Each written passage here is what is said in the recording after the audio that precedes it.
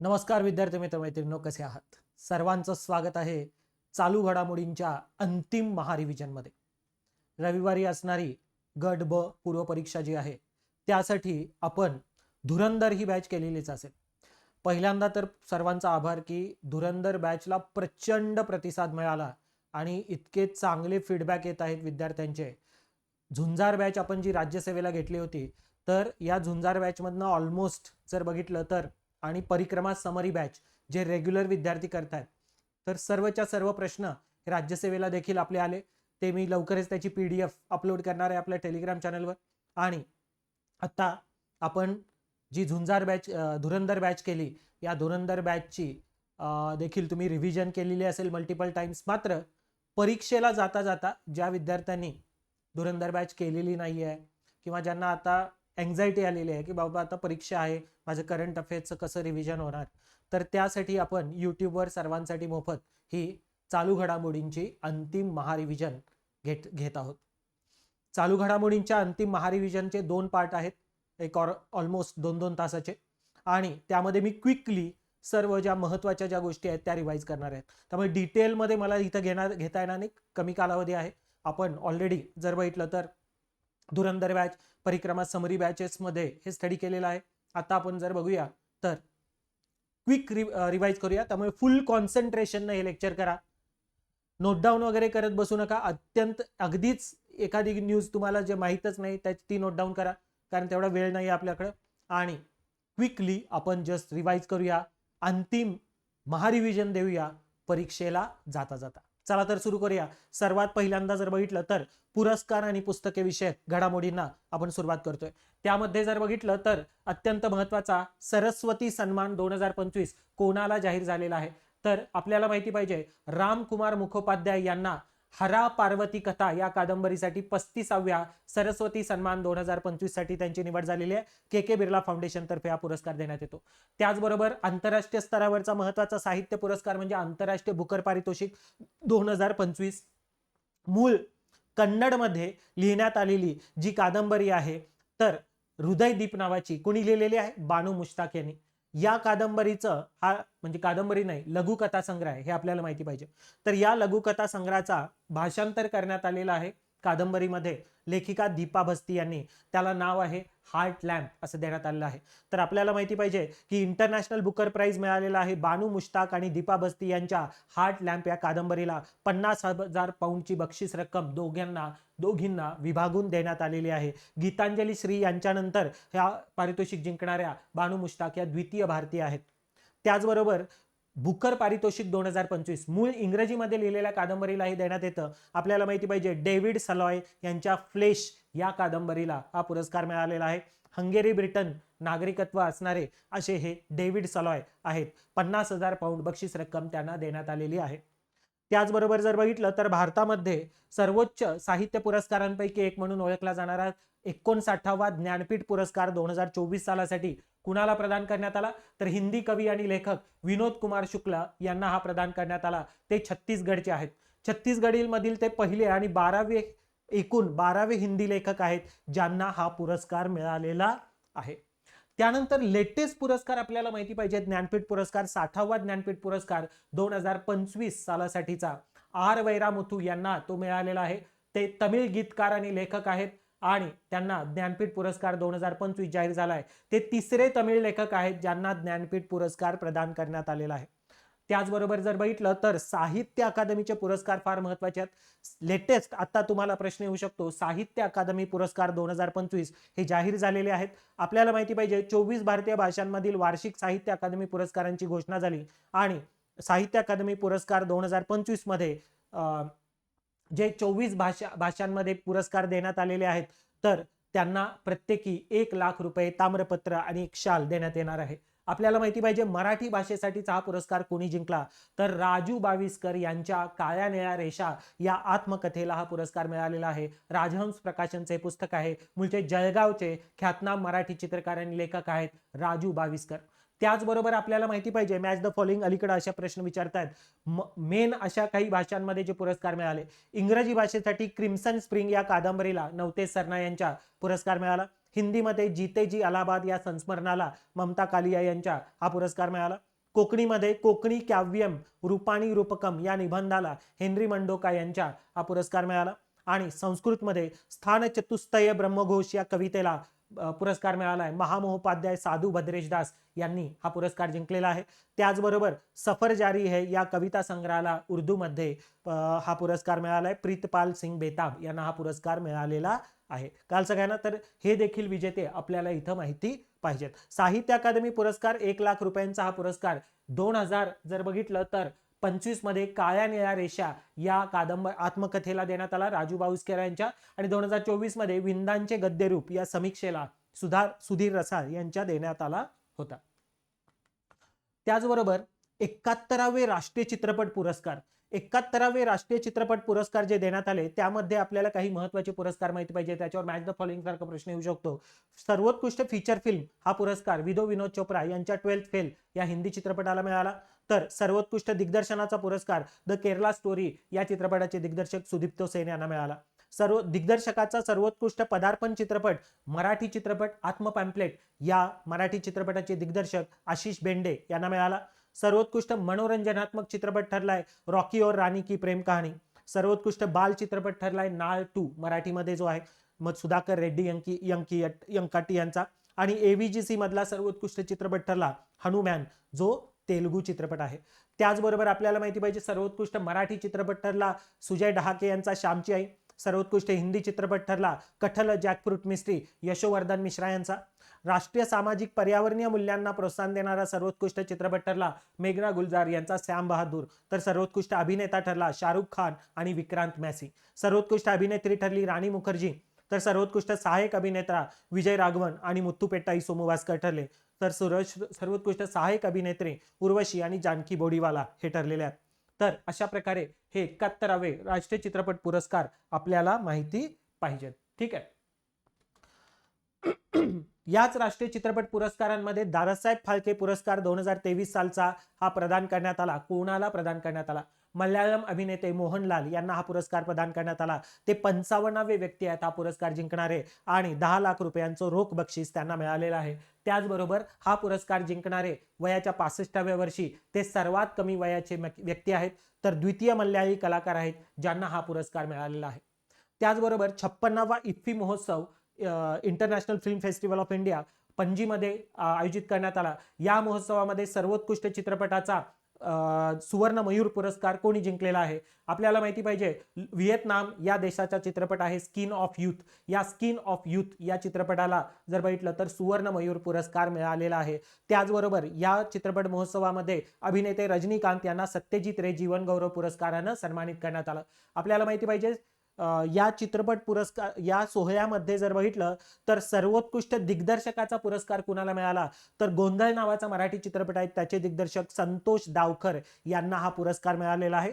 त्याचबरोबर सर्वोत्कृष्ट अभिनेता ठरलेला आहे उबेमार रियोस. आणि हे दोन लक्षात ठेवायची गरज नाही. आपल्याला फक्त माहिती पाहिजे सर्वोत्कृष्ट दिग्दर्शक सत्यजित रे जीवन गौरव पुरस्कार आणि सुवर्ण मयूर पुरस्कार. ठीक आहे. त्याचबरोबर 68वे ग्रॅमी पुरस्कार 2026 हे प्रदान करण्यात आले. आपल्याला माहिती पाहिजे दलाई लामा यांनी त्यांचा पहिला ग्रॅमी पुरस्कार जिंकलेला आहे. तिबेटी धर्मगुरू जे असणारे Dalai Lama. Meditations the reflections of his holiness the Dalai Lama या अल्बमसाठी best audio book narration and story telling recording या कॅटेगरीमध्ये हा पुरस्कार त्यांना मिळालेला आहे. ठीक आहे. त्याचबरोबर 98व्या ऑस्कर पुरस्कार 2026 हे आयोजित करण्यात आले मार्च 2026 मध्ये. आपल्याला माहिती पाहिजे सर्वाधिक नामांकने कोणत्या चित्रपटाला होती या पुरस्कार सोहळ्यामध्ये? सिनर्स नावाचा रायन कुगलर दिग्दर्शित चित्रपट आहे. याला 16 ऑस्कर नामांकने होती आणि आतापर्यंतची सर्वाधिक नामांकने मिळवणारा हा चित्रपट ठरलेला आहे सिनर्स. त्याचबरोबर जर बघितलं तर सर्वाधिक पुरस्कार कोणी जिंकलेले आहेत? सर्वाधिक पुरस्कार या सोहळ्यामध्ये 6 पुरस्कार पॉल थॉमस अँडरसन यांच्या चित्रपटाला वन बॅटल आफ्टर अनदर या चित्रपटाला मिळालेले आहेत.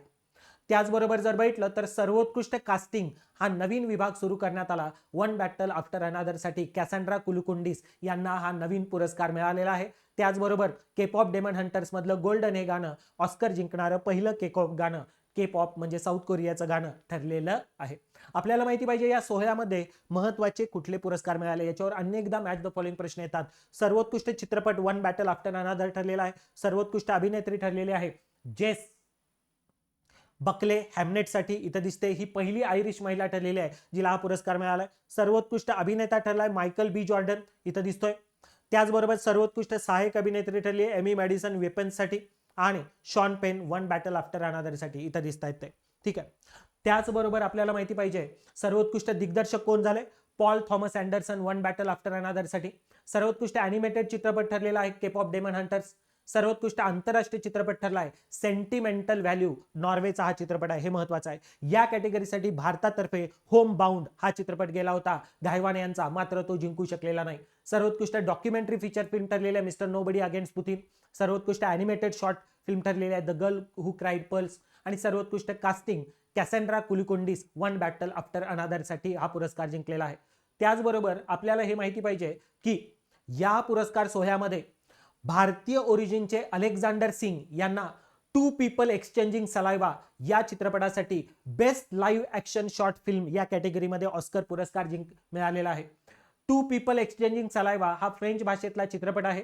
अलेक्झांडर सिंग यांनी हा दिग्दर्शित केलेला हा निर्मिती केलेला चित्रपट आहे. आणि हा चित्रपट द सिंगर्स या चित्रपटासोबत त्यानं हा पुरस्कार best live action short फिल्मचा share केलाय. ऑस्करच्या इतिहासामध्ये केवळ 7व्यांदा असं झालेलं आहे की दोन्ही चित्रपटांनी काय केलेला आहे, एक पुरस्कार शेअर केलेला आहे. तर आपल्याला माहिती पाहिजे अलेक्झांडर सिंग यांना टू पीपल एक्सचेंजिंग सलाइवासाठी best live action short film या कॅटेगरीमध्ये पुरस्कार मिळालाय.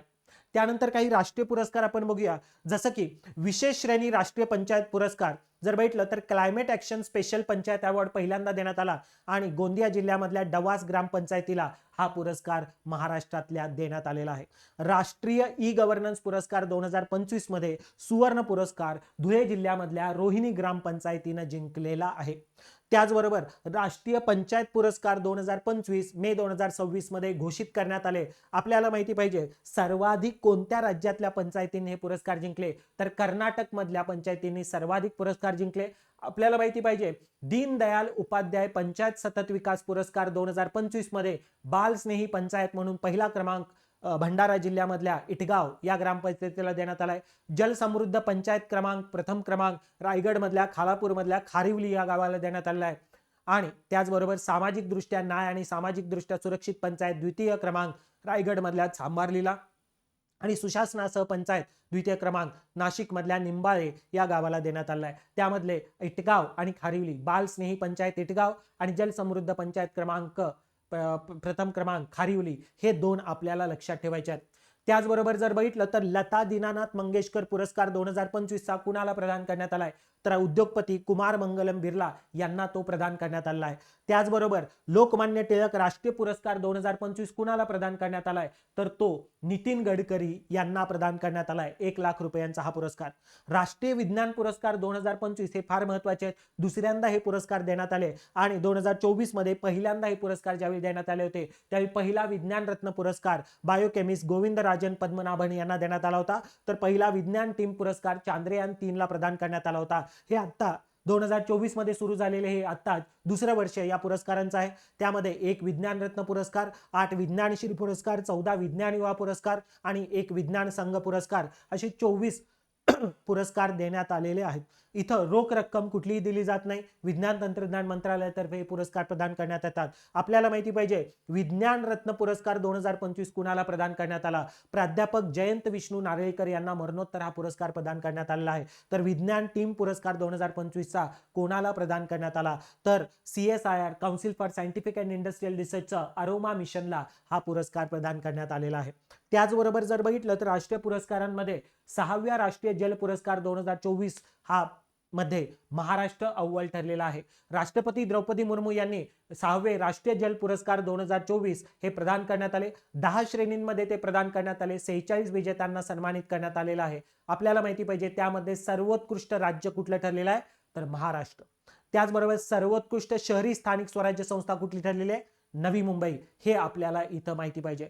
तर जलसंचय जनभागीदारी पुरस्कार देखील 2025 चे प्रदान करण्यात आले आणि त्यामध्ये पूर्ण कामांनुसार सर्वोत्कृष्ट राज्य कुठलं ठरलेलं आहे, तर तेलंगणा हे सर्वोत्कृष्ट राज्य ठरले. तर सर्वोत्कृष्ट महानगरपालिका ठरलेली आहे छत्तीसगड मधली रायपूर महानगरपालिका.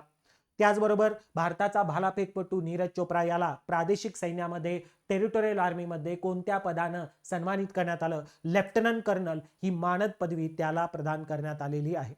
त्याचबरोबर प्रधानमंत्री राष्ट्रीय बाल पुरस्कार हे अलीकडे प्रदान करण्यात आले 2025चे 20 बालकांना ते प्रदान करण्यात आले. महाराष्ट्रातल्या कोणत्या बालकाला प्रदान करण्यात आला? तर अर्णव अनुप्रिया महर्षी या दिव्यांग इनोव्हेटरला हा पुरस्कार प्रदान करण्यात आला.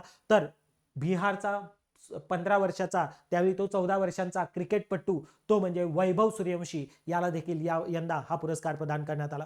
होम मिनिस्ट्रीतर्फे देण्यात येणारा सुभाषचंद्र बोस आपत्ती व्यवस्थापन पुरस्कार वैयक्तिक गटामध्ये कुणाला प्रदान करण्यात आला? तर महाराष्ट्राच्या लेफ्टनंट कर्नल सीता अशोक शेळके यांना हा पुरस्कार प्रदान करण्यात आलेला आहे.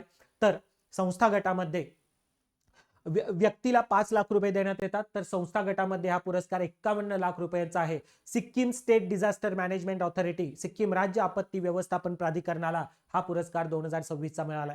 त्याचबरोबर पद्म पुरस्कार देखील 2026 चे आपल्याला माहिती पाहिजे. 2026 मध्ये 131 पद्म पुरस्कार प्रदान करण्यात आले. त्यामध्ये 2 जोड्यांचा समावेश होता. 5 पद्मविभूषण, 13 पद्मभूषण, 113 पद्मश्री. याच्यावर एमपीएससी प्रश्न विचारते, त्यामुळे हे आकडे आपल्याला माहिती पाहिजेत. त्यामध्ये 19 महिलांचा समावेश आहे, तर परदेशी एनआरआय, पीआयओ, ओसीआय यांचा 6 लोकांचा समावेश आहे. तर 16 मरणोत्तर पुरस्कार आहेत. महाराष्ट्रातल्या किती लोकांना हा पुरस्कार मिळाला आहे? तर 15 दिग्गजांना हा पुरस्कार मिळाला आहे. त्यामध्ये 1 पद्मविभूषण, 3 पद्मभूषण आणि 11 पद्मश्री पुरस्कार आहेत. आपल्याला माहिती पाहिजे पद्मविभूषण पुरस्कार कुणाकुणाला प्रदान करण्यात आला? तर मरणोत्तर हा पुरस्कार कला शाखेमध्ये महाराष्ट्राचे धर्मेंद्र सिंग देओल यांना प्रदान करण्यात आला, जे अभिनेता आहेत धर्मेंद्र.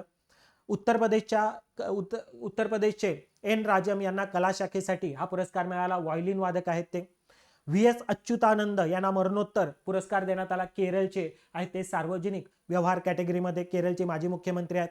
त्याचबरोबर सर्वोच्च न्यायालयाचे माजी न्यायाधीश के.टी. थॉमस यांना सार्वजनिक व्यवहार कॅटेगरीमध्ये हा पुरस्कार मिळाला, ते केरळचे आहेत. आणि श्री पी नारायणन जे जन्मभूमी दैनिकाचे सहसंस्थापक आहेत, त्यांना साहित्य आणि शिक्षण या कॅटेगरीमध्ये हा पुरस्कार मिळाला, तर केरळचे आहेत ते. तर 1 महाराष्ट्राचे, 1 उत्तर प्रदेशचे आणि बाकी 3 केरळचे, अशा प्रकारे पद्मविभूषण पुरस्कार प्रदान करण्यात आले. पद्मभूषण पुरस्कार कुणाकुणाला प्रदान करण्यात आले? अलका याग्निक ज्या गायिका आहेत महाराष्ट्राच्या मुंबईच्या, कला शाखेमध्ये हा पुरस्कार मिळाला. बामुट्टी जे मल्याळम जर बघितलं तर अभिनेते आहेत, केरळचे आहेत, कला शाखेमध्ये हा पुरस्कार मिळाला. पियुष पांडे जे महाराष्ट्राचे जर बघितलं तर जाहिरात क्षेत्रामधलं दिग्गज नाव होतं, त्यांना मरणोत्तर हा पुरस्कार प्रदान करण्यात आलेला आहे कला शाखेमध्ये, पद्मभूषण. शतावधानी आर गणेश हे जर बघितलं तर शतावधान परंपरेचं पुनरुज्जीवन त्यांनी केलंय, कर्नाटकचे आहेत, कला शाखेमध्ये हा पुरस्कार आहे.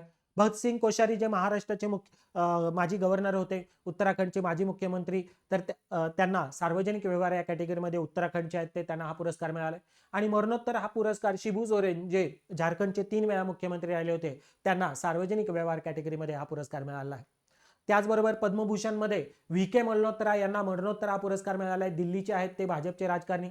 वेल्लापल्ली नटेसन जे केरळचे आहेत, सार्वजनिक व्यवहार कॅटेगरीमध्ये एसएनडीपी योगमचे सरचिटणीस होते ते. नोरी दत्तात्रेडू जे अमेरिकेचे मेडिसिन डॉक्टर आहेत, रेडिएशन ऑन्कोलॉजिस्ट आहेत. कल्लीपट्टी रामास्वामी पलानीस्वामी तमिळनाडूचे डॉक्टर आहेत, गॅस्ट्रोएंटरोलॉजिस्ट आहेत. एसकेएम मैलानंदन सामाजिक कार्य तमिळनाडूचे आहेत ते, एसकेएम ग्रुपचे कार्यकारी अध्यक्ष आहेत. कुकुट पोल्ट्री सेक्टरमध्ये मोठं नाव आहे. उदय कोटक व्यापार आणि उद्योग महाराष्ट्रामध्ये आहेत, कोटक महिंद्रा बँकेचे संस्थापक आणि आता गिफ्ट सिटी कंपनी लिमिटेडचे अध्यक्ष म्हणून त्यांची नियुक्ती देखील झाली. आणि अमेरिकेचे भारतीय ओरिजिनचे विजय अमृतराज यांना महान टेनिसपटू, तर त्यांना हा पुरस्कार प्रदान करण्यात आलेला आहे. अशा 13 लोकांना हा पुरस्कार प्रदान करण्यात आला आहे. 5 पद्मविभूषण, 13 पद्मभूषण आणि 113 पद्मश्री आहेत. त्यामध्ये महाराष्ट्रातले कोण कोण आहेत बरं? रोहित शर्मा जो क्रिकेटपटू आहे, आर माधवन जो ऍक्टर आहे, रघुवीर तुकाराम खेडकर अहिल्यानगर जिल्ह्यामध्ये तमाशा परंपरेचा वारसा ते पुढे चालवतात. भिकल्या लाडक्या धिंडा हे तारपा वादक आहेत कला शाखेमध्ये. आर्मिडा फर्नांडिस ज्या मेडिसिनमध्ये त्यांना पुरस्कार मिळाला, सायम रुग्णालयाच्या माजी अधिष्ठाता आहेत त्या. आशियातली पहिली ह्युमन मिल्क बँक त्यांनी सुरू केली होती. आणि श्रीरंग देवबालाड जे कृषी तज्ज्ञ आहेत, परभणी जिल्ह्यामधले जिंतूर तालुक्यामध्ये कापूस संशोधनामध्ये त्यांनी नाविन्यपूर्ण प्रयोग केले आहेत, यांना हा पुरस्कार मिळाला आहे. त्याचबरोबर अशोक खाडे व्यापार आणि उद्योग कॅटेगरीमध्ये सांगलीचे यशस्वी उद्योजक आहेत. सत्यनारायण नुवाल व्यापार आणि उद्योग कॅटेगरीमध्ये नागपूरमध्ये सोलर इंडस्ट्रीज इंडिया लिमिटेडचे ते फाउंडर आहेत. झुझेर वासी विज्ञान अभियांत्रिकी सेक्टरमध्ये IIT मुंबईमध्ये प्रोफेसर एमेरिटस म्हणून काम करतात. आणि जनार्दन बापूराव बोथे सामाजिक कार्य कॅटेगरीमध्ये राष्ट्रसंत तुकडोजी महाराजांचे ते स्वीय सहाय्यक राहिले होते.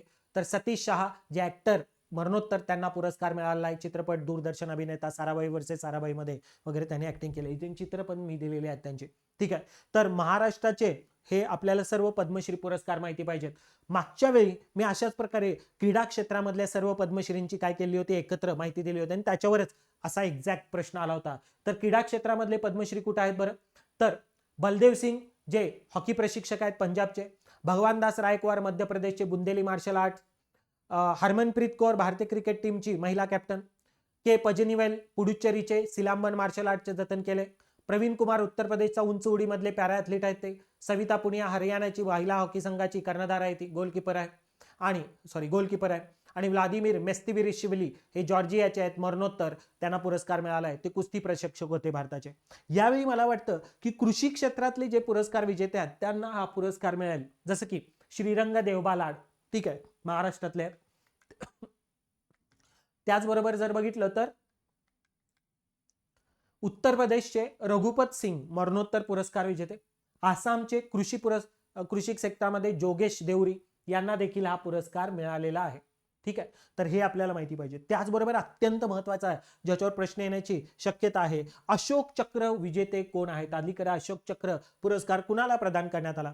तर 77व्या प्रजासत्ताक दिनाच्या पूर्वसंध्येला एकूण 70 कर्मचाऱ्यांना शौर्य पुरस्कार जाहीर करण्यात आले. त्यामध्ये 6 मरणोत्तर होते आणि त्यामध्ये 1 अशोक चक्र, 3 कीर्ती चक्र, 13 शौर्य चक्र होते. आणि आपल्याला माहिती पाहिजे अशोक चक्र हा पुरस्कार शांतता काळातला सर्वोच्च पुरस्कार हा ग्रुप कॅप्टन शुभांशु शुक्ला यांना देण्यात आलेला आहे. ग्रुप कॅप्टन शुभांशु शुक्ला हे जर बघितले तर इंटरनॅशनल स्पेस स्टेशनवर जाणारे पहिले भारतीय अंतराळवीर आहेत. कीर्ती चक्र पुरस्कार मेजर अर्षदीप सिंग यांना मिळाला, नायब सुभेदार डोलेश्वर सुब्बा यांना मिळाला आणि त्याचबरोबर गगनयानसाठी निवड झालेले ग्रुप कॅप्टन प्रशांत बालकृष्ण नायर यांना देखील प्रदान करण्यात आलेला आहे.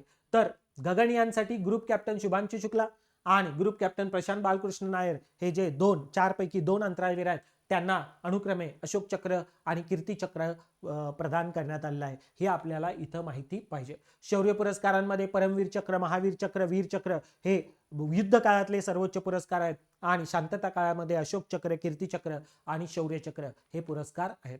त्याचबरोबर काही आंतरराष्ट्रीय पुरस्कार आपण बघूया, जसं की संयुक्त राष्ट्राचा सासाकावा पुरस्कार 2025 कुणाला प्रदान करण्यात आलेला आहे? तर सायक्लोन मॅन ऑफ इंडिया म्हणून ओळखले जाणारे मृत्युंजय महापात्रा यांना तो प्रदान करण्यात आलाय.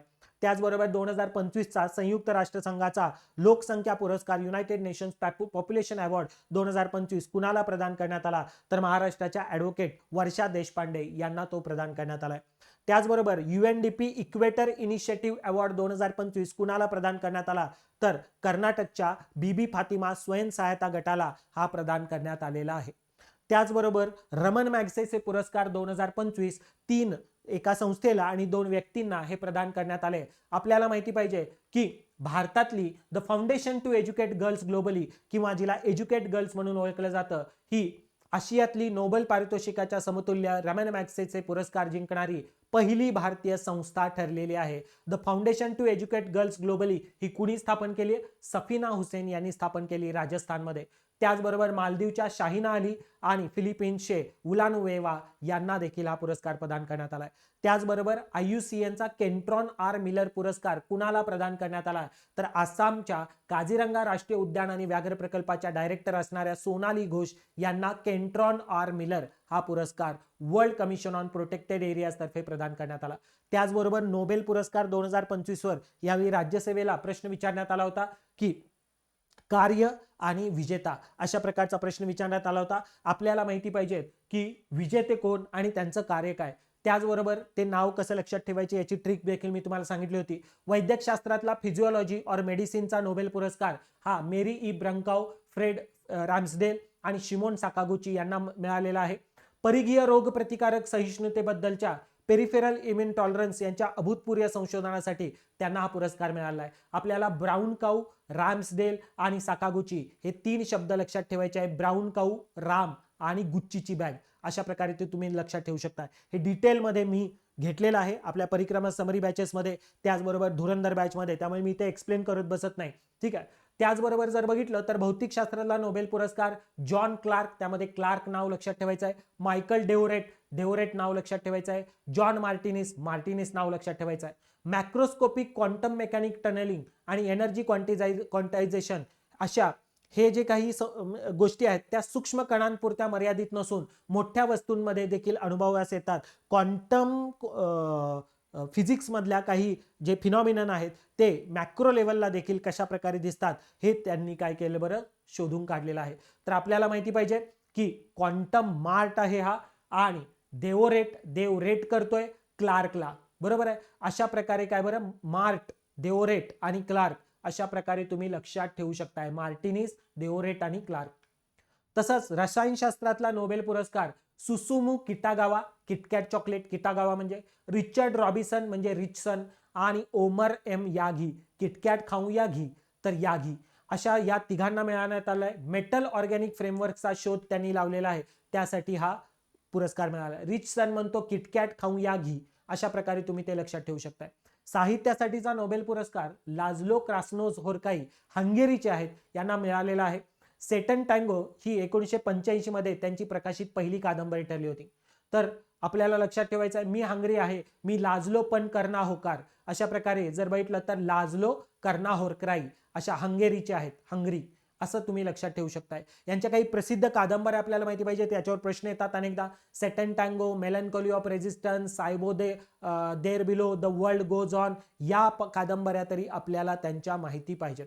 शांततेसाठीचा नोबेल पुरस्कार जो आहे तो पुरस्कार मारिया कोरिना मचादो यांना मिळालेला आहे. त्या व्हेनेझुएलाच्या आहेत, त्या 20व्या एकूण महिला आहेत या पुरस्कार जिंकणाऱ्या, तर व्हेनेझुएलाच्या पहिल्या नागरिक आहेत. आपल्याला माहिती पाहिजे की त्यांनी व्हेनेझुएलामध्ये लोकशाही हक्कांना प्रोत्साहन देण्यासाठी, हुकुमशाहीतनं लोकशाहीकडे न्याय आणि शांततापूर्व मार्गाने जाण्यासाठी जो संघर्ष केला त्यासाठी हा पुरस्कार मिळालाय. कोरोना धूम मचादो, मारिया कोरिना धूम मचादो कशावरून आले, व्हॅनवरनं, व्हेनेझुएला. अशा प्रकारे तुम्ही हे लक्षात ठेवू शकताय. व्हेंटे व्हेनेझुएला नावाची राजकीय पक्ष त्यांनी सुरू केला होता. व्हेनेझुएलाच्या आयन लेडी म्हणून त्यांना ओळखण्यात येतं.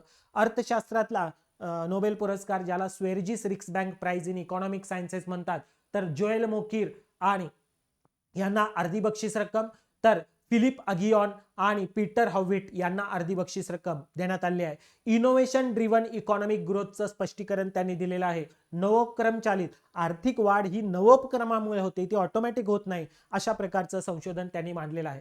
आपल्याला माहिती पाहिजे की आता अर्थव्यवस्था चालवायची झाली तर पीटर म्हणतोय how to make kheer, how to म्हणजे हॉविट, मेक खीर म्हणजे मोकीर, तर फिल द पॉट आग ऑन म्हणजे अगियॉन. अशा प्रकारे तुम्ही काय करू शकता, लक्षात ठेवू शकता. त्याचबरोबर जर बघितलं तर आंतरराष्ट्रीय पुरस्कारांमध्ये इंदिरा गांधी मेमोरियल ट्रस्ट तर्फे देण्यात येणारा 1 कोटी रुपयांचा इंदिरा गांधी शांतता पुरस्कार 2024 कुणाला प्रदान करण्यात आलेला आहे. आपल्याला माहिती पाहिजे चिलीच्या माजी अध्यक्षा मिशेल बॅचेलेट यांना हा पुरस्कार प्रदान करण्यात आलाय. त्या UN विमेनच्या महासंचालक देखील होत्या. त्याचबरोबर इंदिरा गांधी शांतता पुरस्कार 2025 कुणाला जाहीर झालेला आहे, तर नेल्सन मंडेला यांच्या पत्नी आणि जर बघितलं तर मोझांबिकच्या राष्ट्रपतींच्या देखील पत्नी राहिलेल्या ग्रासा माशेल यांना हा पुरस्कार प्रदान करण्यात जाहीर झालेला आहे 2025चा, हे आपल्याला इथं माहिती पाहिजे.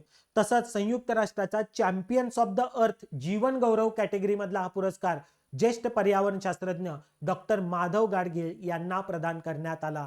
ठीक आहे.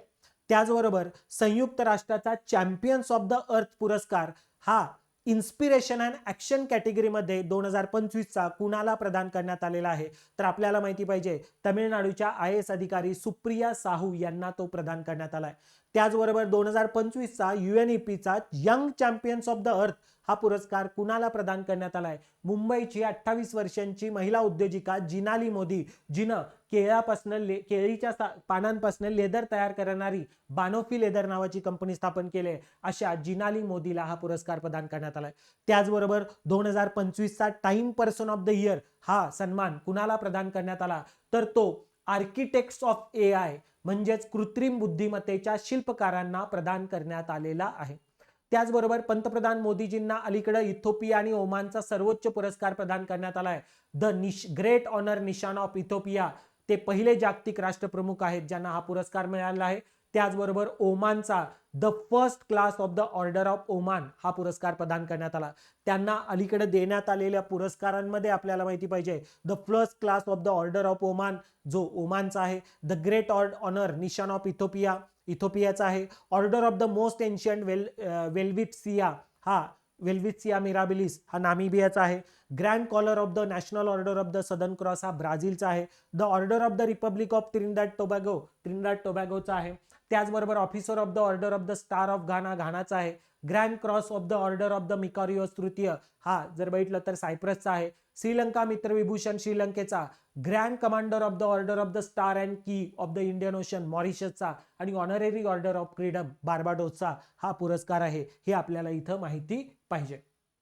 ठीक आहे. त्याचबरोबर संयुक्त राष्ट्र महासचिवांनी जर बघितलं तर UN secretary generals award 2025 for gender inclusive peace keeping हा कुणाला प्रदान करण्यात आलाय तर United nations mission in south Sudan मध्ये काम करणाऱ्या भारताच्या मेजर स्वाती शांता कुमार यांना हा पुरस्कार प्रदान करण्यात आलेला आहे. त्याचबरोबर भूविज्ञानातला क्रॅफोर्ड पुरस्कार ज्याला भूविज्ञानाचा नोबेल पुरस्कार म्हणून ओळखलं जातं तर हा 2026 चा पुरस्कार भारतीय वंशाचे हवामानशास्त्रज्ञ वीरभद्रन रामनाथन यांना प्रदान करण्यात आलेला आहे. त्याचबरोबर जर बघितलं तर दुबईचे क्राऊन प्रिन्स यांच्यातर्फे ग्लोबल टीचर प्राइज 2026 कुणाला प्रदान करण्यात आलंय तर जम्मू काश्मीरच्या रुबल नागी यांना हे प्रदान करण्यात आलंय. झोपडपट्ट्यांमध्ये भिंतींना शैक्षणिक भित्तिचित्रांमध्ये त्यांनी कन्वर्ट केल्याबद्दल त्यांना हा पुरस्कार प्रदान करण्यात आलेला आहे. जर बघितलं तर शिक्षणासाठीचा नोबेल म्हणून देखील या पुरस्काराला ओळखण्यात येतं. $10 लाख हा पुरस्कार रुबल नागी यांना मिळालेला आहे. त्याचबरोबर स्टॉकहोम वॉटर प्राइज जिंकणारे सर्वात तरुण विजेते कोण आहेत बरं कावेह मदानी. मूळचे ते जर बघितलं तर इराणचे आहेत मात्र आता तिथून पळालेले आहेत, निर्वासित जीवन जगत आहेत. 44 वर्षांच्या वयाच्या 44व्या वर्षी त्यांना हा पुरस्कार मिळालेला आहे. ते जर बघितलं तर UNUINWH या संस्थेमध्ये डायरेक्टर म्हणून देखील काम करत आहेत. स्टॉकहोम वॉटर प्राइज जलसंधारणामधला नोबेल पुरस्कार म्हणून त्याला ओळखण्यात येतं. त्याचबरोबर जर बघितलं तर पुलित्झर पारितोषिक पत्रकारिता क्षेत्रातला सर्वोच्च पुरस्कार म्हणून ज्याला ओळखण्यात येतं. आपल्याला माहिती पाहिजे हा पुरस्कार अलीकडं दोन भारतीय पत्रकारांना देण्यात आलाय. भारतीय पत्रकार RK आनंद आणि सुवर्णा शर्मा यांनी जर बघितलं तर ब्लूमबर्गच्या नताली ओबिको पियर्सन यांच्यासह डिजिटल पाळत आणि सायबर फसवणुकीचे प्रकार उघडकीस आणणाऱ्या ट्रॅप्ड या त्यांच्या प्रोजेक्टसाठी त्यांना हा पुरस्कार मिळालाय. तर देवज्योत घोषाल आणि अनिरुद्ध घोषाल हे देखील इंडियन ओरिजिनचे काय बरं विजेते आहेत. तर आपल्याला माहिती पाहिजे RK आनंद आणि सुपर्णा शर्मा यांच्यासोबत देवज्योत घोषाल अनिरुद्ध घोषाल यांना देखील हा पुरस्कार मिळाला आहे. ठीक आहे. तर इल्युस्ट्रेटेड रिपोर्टिंग अँड कमेंट्री या कॅटेगरीमध्ये RK आनंद आणि सुवर्णा शर्मा यांना हा पुरस्कार मिळालेला आहे. ब्लूमबर्ग साठी ते काम करतात. त्यानंतर महाराष्ट्र सेक्शन मधले काही महत्त्वाचे पुरस्कार आपण बघूया की महाराष्ट्र भूषण पुरस्कार 2024 कुणाला प्रदान करण्यात आला. 25 लाख रुपयाचा हा पुरस्कार हा जर बघितलं तर राम सुतार यांना प्रदान करण्यात आलेला आहे. त्याचबरोबर हीरक महोत्सवी राज्य चित्रपट पुरस्कार सोहळ्याचं आयोजन मुंबईमध्ये झालं. आपल्याला माहिती पाहिजे की या पुरस्कार सोहळ्यामध्ये काही महत्त्वाचे पुरस्कार देण्यात आले. चित्रपती व्ही शांताराम जीवन गौरव पुरस्कार 2024 चा 10 लाख रुपयांचा महेश मांजरेकर यांना प्रदान करण्यात आला. चित्रपती व्ही शांताराम विशेष योगदान पुरस्कार मुक्ता बर्वे यांना प्रदान करण्यात आला. स्वर्गीय राज कपूर जीवन गौरव पुरस्कार ज्येष्ठ अभिनेते अनुपम खेर यांना, तर स्वर्गीय राज कपूर विशेष योगदान पुरस्कार काजोल देवगन हिला प्रदान करण्यात आला. गान सम्राज्ञी लता मंगेशकर पुरस्कार 2025 चा 10 लाख रुपयाचा मराठी गझल गायक भीमराव पांचाळे यांना प्रदान करण्यात आला. तर पहिला छत्रपती शिवाजी महाराज महावारसा पुरस्कार 2025 हे युनेस्को मध्ये भारतीय राजदूत असणारे विशाल शर्मा आणि किल्ल्यांचं जतन करणारी अखिल महाराष्ट्र गिर्यारोहण महासंघ या दोघांना प्रदान करण्यात आलेला आहे. त्याचबरोबर 60वा महाराष्ट्र राज्य मराठी चित्रपट पुरस्कार सोहळा झाला. त्यामध्ये सर्वोत्कृष्ट चित्रपटाचा पुरस्कार धर्मवीर मुक्काम पोस्ट ठाणे याला मिळाला. सर्वोत्कृष्ट दिग्दर्शक ठरले या चित्रपटाचे प्रवीण तरडे. उत्कृष्ट अभिनेत्री ठरली अमृता खानविलकर आणि सईता मनकर, तर उत्कृष्ट अभिनेता ठरला प्रसाद ओक. त्याचबरोबर 61व्या राज्य मराठी चित्रपट पुरस्कार 2023 सालासाठीचे प्रदान करण्यात आले. सर्वोत्कृष्ट चित्रपट ठरलाय भेरा आणि या चित्रपटाचे दिग्दर्शक सर्वोत्कृष्ट ठरलेले आहेत श्रीकांत प्रभाकर भिडे. सर्वोत्कृष्ट अभिनेत्री ठरलेले आहे रिंकू राजगुरू, तर उत्कृष्ट अभिनेता ठरलाय अमेय वाघ. अशा प्रकारे हे पुरस्कार देखील आपल्याला माहिती पाहिजेत. मराठी भाषा विभागाचे देखील महत्त्वाचे पुरस्कार प्रदान करण्यात आले. त्यामध्ये आपल्याला माहिती पाहिजे सर्वात महत्त्वाचा विंदा करंदीकर जीवन गौरव पुरस्कार 2025 श्रीनिवास विनायक कुलकर्णी यांना प्रदान करण्यात आला आहे 10 लाख रुपयांचा. तर श्री पु भागवत पुरस्कार 2025 चा निर्मल प्रकाशन संस्था नांदेडला प्रदान करण्यात आलेला आहे. त्यानंतर काही पुस्तकं न्यूजमध्ये होती, जसं की bring it on the incredible story of my life. हे पुस्तक कुणाचं आहे? दीपा मलिक यांचं. त्या पहिल्या पॅरालिम्पिक महिला विजेत्या होत्या भारताच्या. त्याचबरोबर कैलास सत्यार्थी यांच्या आत्मकथेचं नाव काय आहे? दिया सलाई हे त्यांच्या आत्मकथेचं नाव आहे. डिफरंट बट नो लेस हे पुस्तक कुणाचं आहे? अनुपम खेर यांचं. स्टम्प्ड नावाचा आत्मचरित्र कुणाचं आहे? तर ते भारताचे माजी यष्टिरक्षक सय्यद किरमाणी यांचं आहे. व्हाय द कॉन्स्टिट्यूशन मॅटर्स हे पुस्तक कुणी लिहिलंय? तर भारताचे माजी सरन्यायाधीश DY चंद्रचूड यांनी लिहिलेलं आहे. Mother Mary comes to me हे कुणाचं पुस्तक आहे? अरुंधती रॉय यांचं पुस्तक आहे. The one cricket my life and more हे कोणाचं आत्मचरित्र आहे? शिखर धवन याचं आत्मचरित्र आहे. त्याचबरोबर ready relevant and resurgent to shaping a future ready force हे पुस्तक कोणी लिहिलेलं आहे? तर भारताचे CDS जनरल अनिल चौहान यांनी लिहिलेलं आहे. 4 स्टार्स ऑफ डेस्टिनी हे आत्मचरित्र संस्मरण मेमोयर कुणाचं आहे? भारताचे 28वे माजी लष्कर प्रमुख जनरल मनोज नरवणे यांचं हे पुस्तक आहे. ते अलीकडे न्यूजमध्ये होतं. मार्क लिंटन हिस्ट्री पुरस्कार 2026 विल्यम डॅरिलिम्पल यांना कोणत्या पुस्तकासाठी मिळालेला आहे? The golden road how ancient India transform the world या पुस्तकासाठी मिळालेला आहे. Tides of time Bharat history through murals in parliament हे पुस्तक कुणी लिहिलंय? सुधा मिर्ती यांनी लिहिलेलं आहे. आपण नरेंद्र मोदी संग मेरे अनुभव हे पुस्तक कुणी लिहिलेलं आहे? शिवराज सिंग चौहान जे ऍग्रिकल्चर मिनिस्टर आहेत त्यांनी हे पुस्तक लिहिलेलं आहे. त्यानंतर काही महत्वाचे असे पुरस्कार. MS Swaminathan award for food and peace हा पहिल्यांदाच हा पुरस्कार MS स्वामीनाथन रिसर्च फाउंडेशन तर्फे देण्यात आला. $25,000 अमेरिकन डॉलर्सचा हा पुरस्कार कुणाला मिळाला? तर नायजेरियाचे प्राध्यापक ॲडमोला ॲडेनले यांना पंतप्रधान मोदीजींच्या हस्ते हा पुरस्कार प्रदान करण्यात आलेला आहे. पहिला RK लक्ष्मण उत्कृष्टतेसाठीचा पुरस्कार कुणाला मिळालेला आहे? तर आमिर खान यांना हा पुरस्कार पहिल्यांदा प्रदान करण्यात आला. 22वा उपेंद्रनाथ ब्रह्मा मानवतेचे सैनिक पुरस्कार हा पुरस्कार कुणाला मिळाला? भूतानच्या राजमातेला हा पुरस्कार मिळाला आहे. तर पद्मपाणी पुरस्कार 2026-27 कुणाला प्रदान करण्यात आलाय? प्रसिद्ध तमिळ संगीतकार इलाईराजा यांना हा प्रदान करण्यात आला. UK मध्ये विमेन एम्पॉवरमेंट अवॉर्ड कोणत्या अभिनेत्रीला अलीकडे प्रदान करण्यात आला? ऋतुपर्णा सेनगुप्ता यांना प्रदान करण्यात आला. तर नाईटहुड सन्मान ऑनररी नाईटहुड सन्मान अलीकडं कोणाला प्रदान करण्यात आलाय? टाटा समूहाचे अध्यक्ष N चंद्रशेखरन यांना तो प्रदान करण्यात आलाय. अमेरिकेमध्ये आंतरराष्ट्रीय हॉल ऑफ फेम मध्ये समावेश झालेले भारताचे आर्मी चीफ कोण आहेत? Upendra Dwivedi.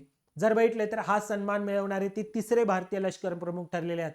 Harvard south Asian person of the year पुरस्कार कोणाला प्रदान करण्यात आलाय? भारतीय अभिनेत्री सयानी गुप्ता हिला हा पुरस्कार प्रदान करण्यात आलेला आहे. जर अशा प्रकारे जर बघितलं तर डिटेलमध्ये सर्व करंट अफेअर्स कव्हर करायचे असतील, आता गट ब ची तर काय बरं तुम्ही परीक्षेला जाणार आहात, मात्र गट क ला अजून वेळ आहे. गट क साठी तुम्हाला कोणती बॅच लावणं गरजेचं आहे? तर धुरंधर फास्ट ट्रॅक रिव्हिजन बॅच जी गट ब गट क दोन्हीसाठी आहे. ज्यांनी गट ब साठी ती केलेली आहे त्यांना त्याचा फायदा होणार. गट क आता जी परीक्षा आहे त्यासाठी तुम्ही धुरंधर फास्ट ट्रॅक बॅच लावू शकता.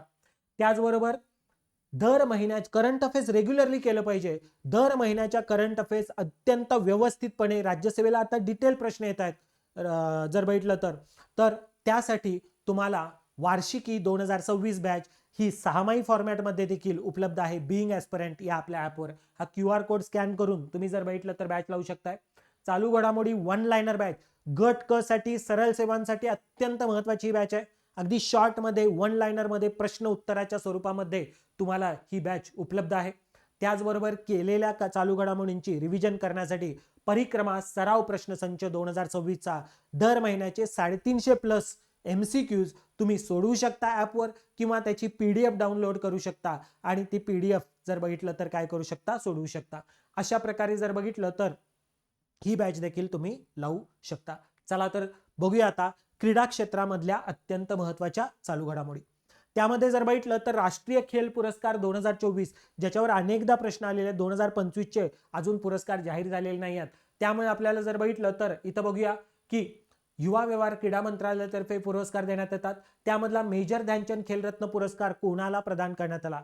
4 क्रीडावीरांना तो प्रदान करण्यात आलाय. डी गुकेश जो बुद्धिबळपट्टू आहे, हरमनप्रीत सिंग जो हॉकी संघाचा कर्णधार आहे, प्रवीण कुमार जो उंच उडीमध्ये पॅरा ॲथलीट आहे, आणि मनू भाकर जिनं ऑलिम्पिक्समध्ये 2 कांस्य पदकं जिंकली होती, नेमबाज आहे. या चौघांना मेजर ध्यानचंद खेलरत्न पुरस्कार प्रदान करण्यात आला. त्याचबरोबर जर बघितलं तर काय करा, प्रत्येकानं या स्लाइडचा स्क्रीनशॉट काढा आत्ताच्या आत्ता, आणि हे सगळेच्या सगळे अर्जुन पुरस्कार विजेते आणि ते कोणत्या जर बघितलं तर काय बरं क्रीडा प्रकारामधून आहेत आणि त्यांच्याबद्दलची बाकीची माहिती ते कुठून आलेले आहेत वगैरे हे सर्व दिले आहे. हे एकदा वाचून घ्यायचं. आता मी प्रत्येक नाव सांगितलं तर खूप वेळ जाईल आपला, हे वाचायचंच आहे, फार महत्वाचं आहे. अर्जुन पुरस्कारांवर प्रश्न येतात. त्याचबरोबर जर बघितलं तर यावेळी द्रोणाचार्य पुरस्कारांवर प्रश्न आले होते. ठीक आहे, जसं की द्रोणाचार्य पुरस्कार नियमित श्रेणीमध्ये पॅरानेमबाजीचे प्रशिक्षक सुभाष राणा यांना, नेमबाजीच्या प्रशिक्षिका दीपाली देशपांडे यांना, हॉकीचे प्रशिक्षक संदीप सांगवाणे यांना, तर बॅडमिंटनचे प्रशिक्षक एस मुरलीधरन यांना आणि अर्मांडो अग्नेलो कोलाको फुटबॉलचे प्रशिक्षक यांना हा पुरस्कार प्रदान करण्यात आला. यावर प्रश्न येऊन गेलाय. मला असं वाटतं अर्जुन पुरस्कार जीवन गौरव कॅटेगरीवर प्रश्न आलेला नाही, हे फार महत्वाचं आहे. ॲथलेटिक्स मध्ये सुचा सिंग यांना हा पुरस्कार मिळाला. त्या एशियन गेम्स मध्ये त्यांनी 2 ब्रॉन्झ 1 सिल्वर मिळवलेला आहे 400 मीटर मध्ये.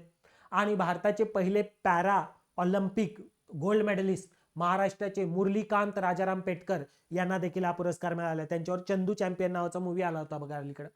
राष्ट्रीय खेल पुरस्कार फिजिकल एज्युकेशन फाउंडेशन ऑफ इंडियाला प्रदान करण्यात आला. तर मौलाना अबुल कलाम आझाद ट्रॉफी 2024चं सर्वसाधारण विजेतेपद जिंकलंय चंदीगड विद्यापीठानं. हे पुरस्कार फार महत्वाचे आहेत, भले जुने आहेत, मात्र त्याच्यावर प्रश्न येण्याची शक्यता आहे, कारण 2025चे पुरस्कार अजून जाहीर झालेले नाही आहेत. त्याचबरोबर जर बघितलं तर साहस क्षेत्रामध्ये तेन्झिंग नॉर्गे राष्ट्रीय साहस पुरस्कार प्रदान करण्यात येतात. 15 लाख रुपयांचा हा पुरस्कार आहे, तो 4 लोकांना देण्यात आला. जर बघितलं तर जमिनीवरच्या साहस प्रकारामध्ये बिहारचे उदय कुमार यांना, जल साहस कॅटेगरीमध्ये पश्चिम बंगालच्या सयानी दास यांना, त्याचबरोबर हवाई साहस कॅटेगरीमध्ये केरळचे जितीन विजयन यांना, आणि जीवन गौरव कॅटेगरीमध्ये महाराष्ट्राचे उमेश मल्लिकार्जुन झिरपे यांना गिर्यारोहण मोहिमांच्या द्वारे ते ट्रेनिंग देतात. अशा प्रकारे जर बघितलं तर हे पुरस्कार देखील आपल्याला माहिती पाहिजेत. आंतरराष्ट्रीय स्तरावर लॉरेस वर्ल्ड स्पोर्ट्स अवॉर्ड्स 2025 आता अलीकडचे लेटेस्ट 26 देखील जाहीर झालेले आहेत. आपल्याला माहिती पाहिजे लॉरेस वर्ल्ड स्पोर्ट्स अवॉर्ड्स 2026 मध्ये सर्वोत्कृष्ट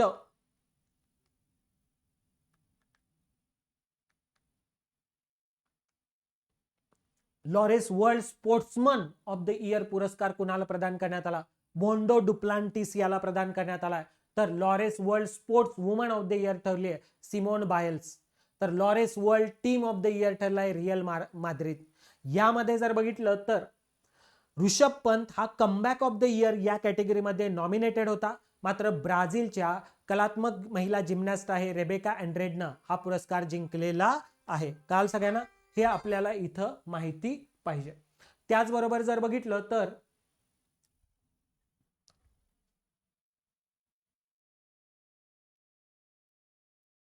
इथं जर बघितलं तर लॉरेस वर्ल्ड स्पोर्ट्स अवॉर्ड्स 2025 मध्ये आणखी एक महत्वाचा पुरस्कार आहे, तो म्हणजे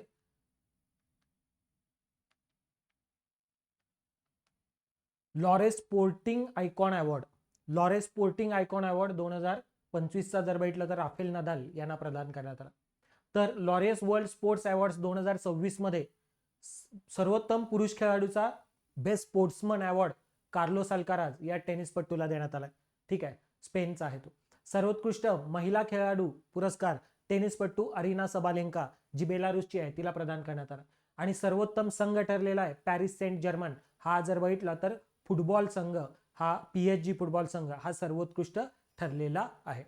तर जीवन गौरव पुरस्कार मिळाला आहे नादिया कोमानची, हिला रोमानियाची जिम्नॅस्ट आहे ती. ठीक आहे, तर हे आपल्याला पुरस्कार लेटेस्ट माहिती पाहिजे. त्याचबरोबर फुटबॉल मधले अत्यंत महत्वाचे पुरस्कार 2025 मधले ते मध्ये बॅलन डिओर पुरस्कार. बॅलन डिओर पुरस्कार फ्रान्सचा आणि पॅरिस सेंट जर्मन क्लबकडनं खेळणारा ओस्मान डेम्बेले याला प्रदान करण्यात आला पुरुष फुटबॉलपटूचा. तर बॅलन डिओर पुरस्कार महिला फुटबॉलपटूला कुणाला मिळाला? स्पेनची आणि बार्सिलोना क्लबकडनं खेळणारी एताना बोनामती हिला मिळाला. सलग तिसऱ्यांदा हा पुरस्कार तिला मिळालेला आहे. त्याचबरोबर फिफा तर्फे बेस्ट फुटबॉल पुरस्कार 2025 प्रदान करण्यात येतात. तर कतारमधल्या दोहा इथं हे पुरस्कार प्रदान करण्यात आले. फ्रान्सचा आणि पॅरिस सेंट जर्मन क्लबकडनं खेळणारा ओस्मान डेम्बेले हा विजेता ठरला. तर स्पेनची बार्सिलोना क्लबकडनं खेळणारी एताना बोनामती तिनंही तिसऱ्यांदा सलग हा पुरस्कार जिंकलाय. तर यावेळी बॅलन डिओर आणि फिफा पुरस्कार दोन्ही ओस्मान डेम्बेले आणि एताना बोनामती या दोघांनी जिंकलेले आहेत. त्याचबरोबर बीबीसीचा Indian sports woman of the year हा पुरस्कार कोणी जिंकलाय? स्मृती मंधाना हिनं, भारतीय क्रिकेटपटू हिनं जिंकलेला आहे. तर BBC emerging player of the year ठरलेली आहे दिव्या देशमुख, जी नागपूरची बुद्धिबळपटू आहे. BBC para sports woman of the year ठरलेली आहे प्रीतिपाल, जी पॅरालिम्पिक्स मध्ये 2 कांस्य पदकं जिंकली होती. तर बीबीसी जीवन गौरव पुरस्कार जिंकलेला आहे अंजली भागवत ही नेमबाज आहे. आयसीसी चे क्रिकेट पुरस्कार, आयसीसी पुरस्कार 2024 हे जाहीर झालेले आहेत. त्यामध्ये आपल्याला माहिती पाहिजे वर्षातला सर्वोत्कृष्ट पुरुष क्रिकेटपटूचा सर गारफिल्ड सोबर्स ट्रॉफी जिंकलेली आहे जसप्रीत बुमराह यानं. तर सर्वोत्कृष्ट महिला क्रिकेटपटूची रॅचल हेहो फ्लिंट ट्रॉफी जिंकली आहे न्यूझीलंडच्या अमेलिया केर हिनं. वर्षातला सर्वोत्कृष्ट पुरुष कसोटी क्रिकेटपटू ठरलाय जसप्रीत बुमराह. तर महिला एक दिवसीय क्रिकेटपटू ठरलेला आहे स्मृती मंधाना. तर पुरुष T20I क्रिकेटपटू ठरला अर्शदीप सिंग. हे आपल्याला इथं माहिती पाहिजे 2024 चे. त्यानंतर बीसीसीआयचे नमन पुरस्कार 2024 हे अलीकडे प्रदान करण्यात आले. त्यामध्ये सर्वोत्कृष्ट आंतरराष्ट्रीय क्रिकेटपटूसाठीचा पॉली उमरीगर पुरस्कार शुभमन गिल याने जिंकलाय. तर 5व्यांदा सर्वोत्कृष्ट आंतरराष्ट्रीय क्रिकेटपटू ठरलेली आहे स्मृती मानधना. आपल्याला माहिती पाहिजे की बीसीसीआयचा जीवन गौरव पुरस्कार महिलांमध्ये मिताली राज हिने जिंकलाय. तर कर्नल CK नायडू जीवन गौरव पुरस्कार जिंकलाय राहुल द्रविड आणि रॉजर बिन्नी यांनी. पुरुषांमध्ये पॉली उमरीगल पुरस्कार शुभमन गिल. तर महिलांमध्ये सर्वोत्कृष्ट आंतरराष्ट्रीय क्रिकेटपटू ठरली आहे स्मृती मानधना. हे आपल्याला इथं माहिती पाहिजे. ठीक आहे. त्याचबरोबर काही महत्वाच्या आंतरराष्ट्रीय स्पर्धा झाल्या, जसं की एशियन ॲक्वॅटिक चॅम्पियनशिप 2025 ही गुजरात मधल्या अहमदाबादमध्ये पार पडली. त्यामध्ये चायना अव्वल ठरला. तर भारत 11व्या क्रमांकावर आला. भारताला 13 पदकं मिळाली, 4 रौप्य आणि 9 कांस्य पदकं जिंकलेली आहेत भारतानं.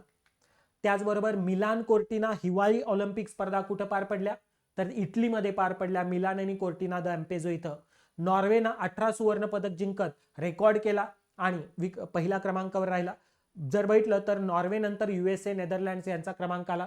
भारताचा या स्पर्धेसाठी मशाल वाहक म्हणून अभिनव बिंद्राची निवड झाली होती. तर भारताच्या टीम मध्ये 2च खेळाडू होते, खान आरिफ मोहम्मद आणि स्टान्झिन लुंडुक हे भारताचे 2 रिप्रेझेंटेटिव्ह होते. 38व्या राष्ट्रीय स्पर्धा कुठं पार पडल्या? तर त्यांचं आयोजन उत्तराखंडमध्ये झालं आणि सेवा क्रीडा नियंत्रण मंडळ म्हणजे सर्व्हिसेस स्पोर्ट्स कंट्रोल बोर्डनं हे विजेतेपद पटकावलंय. आपल्याला माहिती पाहिजे की पदक तालिकेमध्ये सेवा सर्व्हिसेस संघ पहिल्या क्रमांकावर राहिला, तर महाराष्ट्र द्वितीय क्रमांकावर राहिला. या स्पर्धेचा शुभंकर होता उत्तराखंडचा राज्य पक्षी मोनल पासनं मौली. त्याचबरोबर खेलो इंडिया युवा क्रीडा स्पर्धा पहिल्यांदाच बिहारमध्ये आयोजित करण्यात आला. महाराष्ट्राने या स्पर्धांमध्ये 5व्यांदा विजेतेपद पटकावलेलं आहे. गजसिंह हा या स्पर्धेचा शुभंकर होता. पहिल्या खेलो इंडिया ट्रायबल गेम्स 2026 कुठं पार पडल्या? तर आपल्याला माहिती पाहिजे छत्तीसगडमध्ये त्या पार पडल्या आणि विजेतेपद पहिलं कुणी जिंकलं? कर्नाटकनं. 23 सुवर्ण पदकांचं मोरवीर हा या स्पर्धेचा शुभंकर होता. त्याचबरोबर क्रिकेटमध्ये आपल्याला माहिती पाहिजे ICC अंडर-19 महिला T20 विश्वचषक 2025 कुणी जिंकला? भारताने जिंकला. दक्षिण आफ्रिकेला हरवून ही स्पर्धा मलेशियामध्ये झालेली ही स्पर्धा भारताने जिंकली. दुसऱ्यांदा विजेतेपद भारतानं पटकावलेलं आहे. ICC हॉल ऑफ फेम मध्ये अलीकडे कोणत्या भारतीय क्रिकेटपटूचा समावेश झालेला आहे? तर महेंद्रसिंग धोनीचा समावेश झालेला आहे. 23-25 या सीझनची वर्ल्ड टेस्ट चॅम्पियनशिप टेस्ट क्रिकेटची वर्ल्ड कप म्हणून याला ओळखण्यात येतं. कोणी जिंकला? साऊथ आफ्रिकेनं. साऊथ आफ्रिकेनं लंडनमध्ये लॉर्ड्स मैदानावर झालेल्या सामन्यामध्ये कोणाचा? ऑस्ट्रेलियाचा पराभव केला आणि हे विजेतेपद पहिल्यांदाच पटकावलेलं आहे. BCCIच्या अध्यक्षपदी कोणाची निवड झालेली आहे? मिथुन मनास यांची निवड झालेली आहे. ते जम्मू काश्मीरला बिलॉंग करतात. भारतानं पहिल्यांदाच ICC महिला एक दिवसीय वर्ल्ड कप 2025 जिंकलेला आहे. कोणाचा पराभव करून भारताने ही स्पर्धा जिंकली, तर साऊथ आफ्रिकेचा पराभव करून भारताने ही स्पर्धा जिंकलेली आहे. आपल्याला माहिती पाहिजे की अंतिम सामनावीर शेफाली वर्मा ठरली, स्पर्धेतील सर्वोत्तम खेळाडू दीप्ती शर्मा ठरली, भारतीय संघाचे कोच होते अमोल मुजुमदार, भारतीय संघाची कर्णधार होती हरमनप्रीत कौर, तर दक्षिण आफ्रिका संघाची कर्णधार होती लॉरा वुल्फार्ड. ही स्पर्धा कुठं पार पडली, तर भारत आणि श्रीलंकेमध्ये या स्पर्धेचं आयोजन झालं. अंध महिला T20 क्रिकेट विश्वचषक हा श्रीलंकेमध्ये पार पडला आणि तिथं नेपाळचा पराभव करून भारतीय अंध महिला T20 संघानं जर बघितलं तर विजेतेपद पटकावलेलं आहे. भारतानं पहिल्यांदाच ही स्पर्धा जिंकलेली आहे. अंतिम भारताची कर्णधार होती कर्नाटकची दीपिका टीसी. त्याचबरोबर IPL लिलाव 2026 मध्ये ऑस्ट्रेलियाचा ऑलराऊंडर कॅमेरून ग्रीन हा जर बघितला तर सर्वात महागडा खेळाडू ठरलेला आहे. कोलकाता नाईट रायडर्सनं त्याला 25.20 कोटी रुपयांना विकत घेतलं. IPLच्या लिलावाच्या इतिहासातला सर्वात महागडा परदेशी खेळाडू तो ठरला आणि एकंदर तिसरा सर्वात महागडा खेळाडू ठरलेला आहे आतापर्यंतचा. ऋषभ पंत हा आतापर्यंतचा सर्वात महागडा खेळाडू आहे 25च्या सीझनमध्ये. त्याचबरोबर चेन्नई सुपर किंग्सनं प्रशांत वीर आणि कार्तिक शर्मा यांना प्रत्येकी 14.2 कोटी रुपयांना विकत घेतलं आणि ते सर्वात महागडे अनकॅप्ड खेळाडू म्हणजे अजून त्यांनी भारताला रिप्रेझेंट केलेले नाही असे सर्वात महागडे अनकॅप्ड खेळाडू ठरलेले आहेत. ही स्पर्धा पुढे जाऊन जर बघितलं तर RCBनं जिंकलेली आहे, मात्र अजून यावेळी त्याच्यावर प्रश्न येणार नाही. त्याचबरोबर विमेन्स प्रीमियर लीग दुसऱ्यांदा कोणी जिंकली, तर RCBनं रॉयल चॅलेंजर्स बेंगळुरूनं दिल्ली कॅपिटल्सचा पराभव करून दुसऱ्यांदा ही स्पर्धा जिंकली. अंडर 19 क्रिकेट वर्ल्ड कप भारतानं 6व्यांदा जिंकलेला आहे. आयुष म्हात्रे हा या संघाचा कर्णधार होता. भारतीय संघानं इंग्लंड संघाचा पराभव करत ही स्पर्धा जिंकलेली आहे. मालिकावीर आणि सामनावीर हा वैभव सूर्यवंशीच ठरला होता. त्याचबरोबर पहिल्यांदा रणजी करंडक विजेतेपद कुणी जिंकले, जम्मू काश्मीरनं. पहिल्यांदाच 25-26चं विजेतेपद जम्मू काश्मीरनं जिंकलं. आपल्याला माहिती पाहिजे जम्मू काश्मीरनं कोणाचा पराभव केला, तर कर्नाटकचा पराभव करून जम्मू काश्मीरनं पहिल्यांदाच रणजी करंडक जिंकले. जम्मू काश्मीर संघाचा कर्णधार होता पारस डोगरा. त्याचबरोबर ICC पुरुष T20 विश्वचषक 2026 भारतानं जिंकला. भारतानं फायनलमध्ये न्यूझीलंडचा पराभव करून सलग द्वितीय आणि एकूण तिसरं T20 वर्ल्ड कप विजेतेपद पटकावलेलं आहे. आपल्याला माहिती पाहिजे प्लेयर ऑफ द टुर्नामेंट ठरला संजू सॅमसन. कुठं झाली ही स्पर्धा, तर भारत आणि श्रीलंकेमध्ये तिचं आयोजन करण्यात आलं होतं. बांगलादेशनं मात्र या स्पर्धेमध्ये खेळण्यास नकार दिला होता आणि त्यांच्या जागी स्कॉटलंड या संघाचा समावेश करण्यात आला होता. त्याचबरोबर आपल्याला ग्रँडस्लॅम स्पर्धा टेनिसमधल्या माहिती पाहिजेत, जसं की 2025 मध्ये ग्रँडस्लॅम विजेते कोण कोण आहेत. 25 मध्ये Australian open, French open, Wimbledon, US open याचे पुरुष एकेरीमधला विजेता ठरला यानिक सिन्नर इटलीचा. फ्रेंच ओपनचा कार्लोस अल्काराज, विम्बल्डनचा यानिक सिन्नर, US ओपनचा कार्लोस अल्काराज. सासा असं लक्षात ठेवू शकताय. सिन्नर अल्काराज हे जिंकलेले आहेत.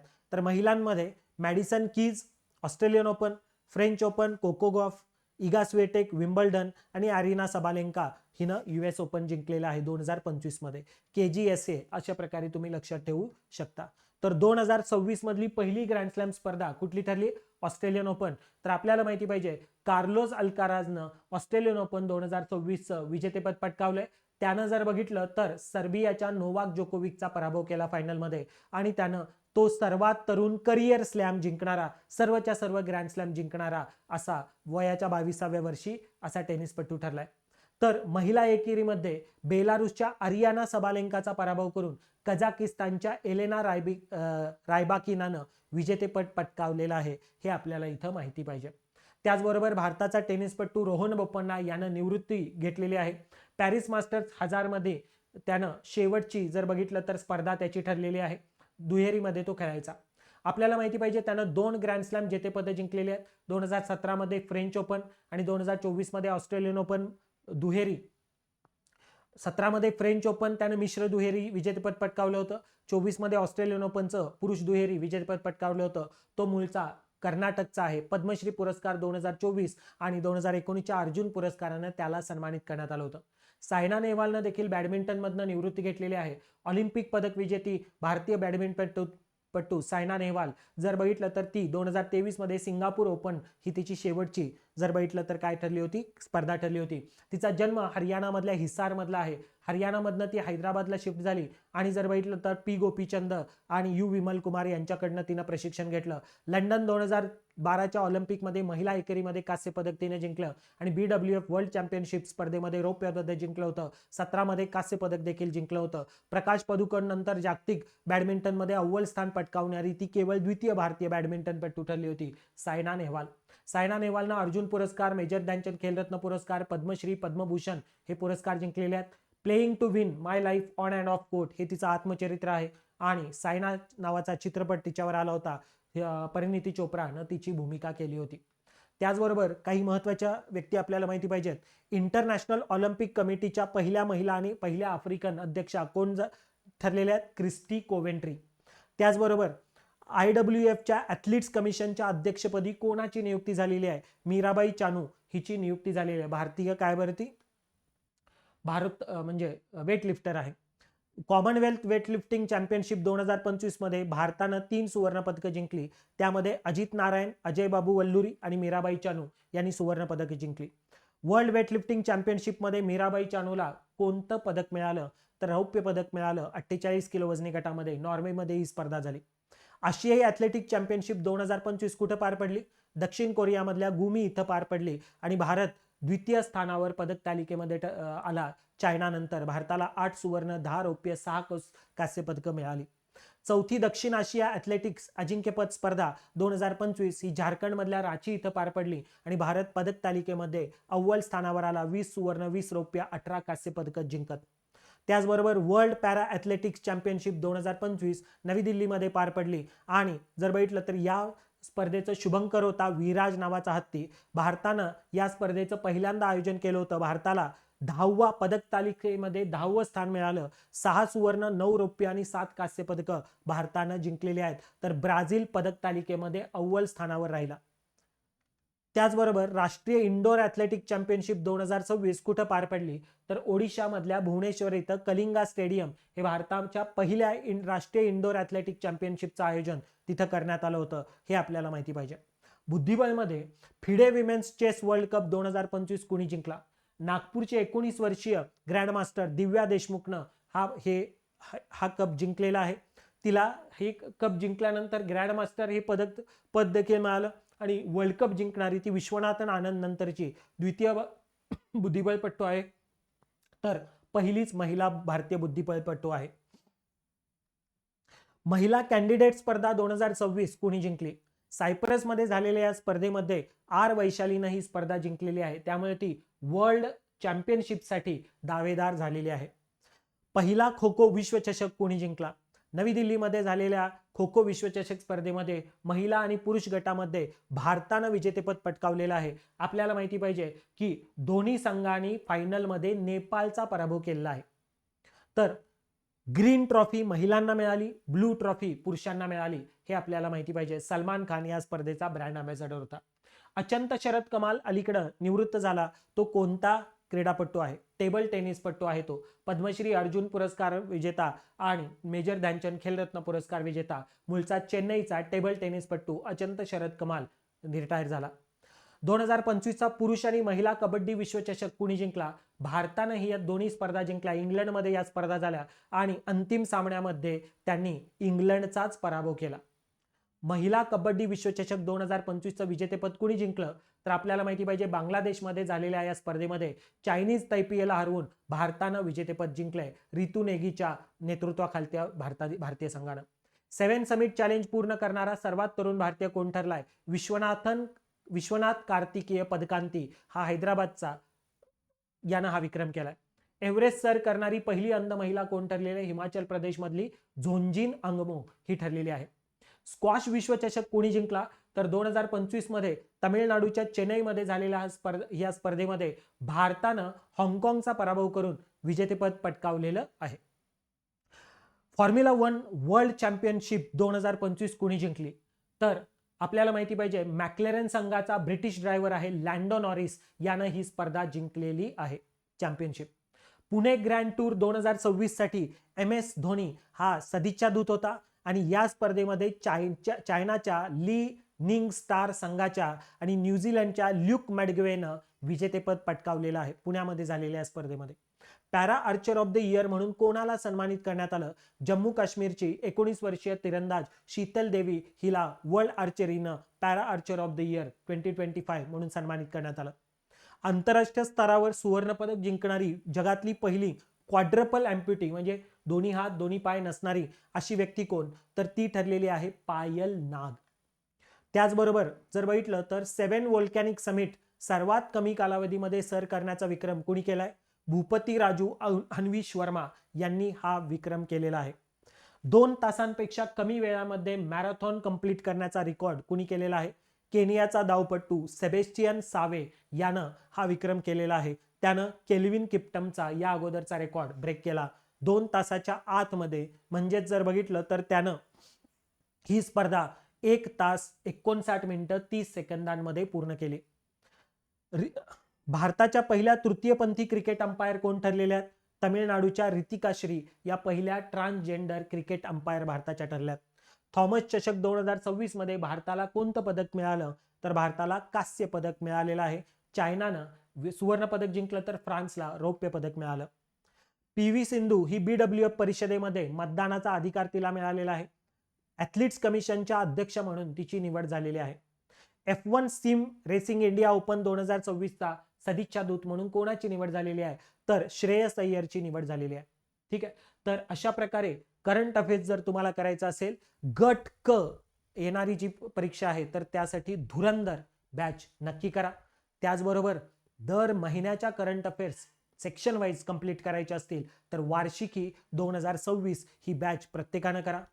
त्याचबरोबर वन लायनर बॅच 2026 ही बॅच तुम्हाला गट क साठी फार उपयोगी ठरेल, सरळ सेवांसाठी फार उपयोगी ठरेल. ही देखील बॅच बीइंग ॲस्पिरंट या चॅनलवर उपलब्ध आहे.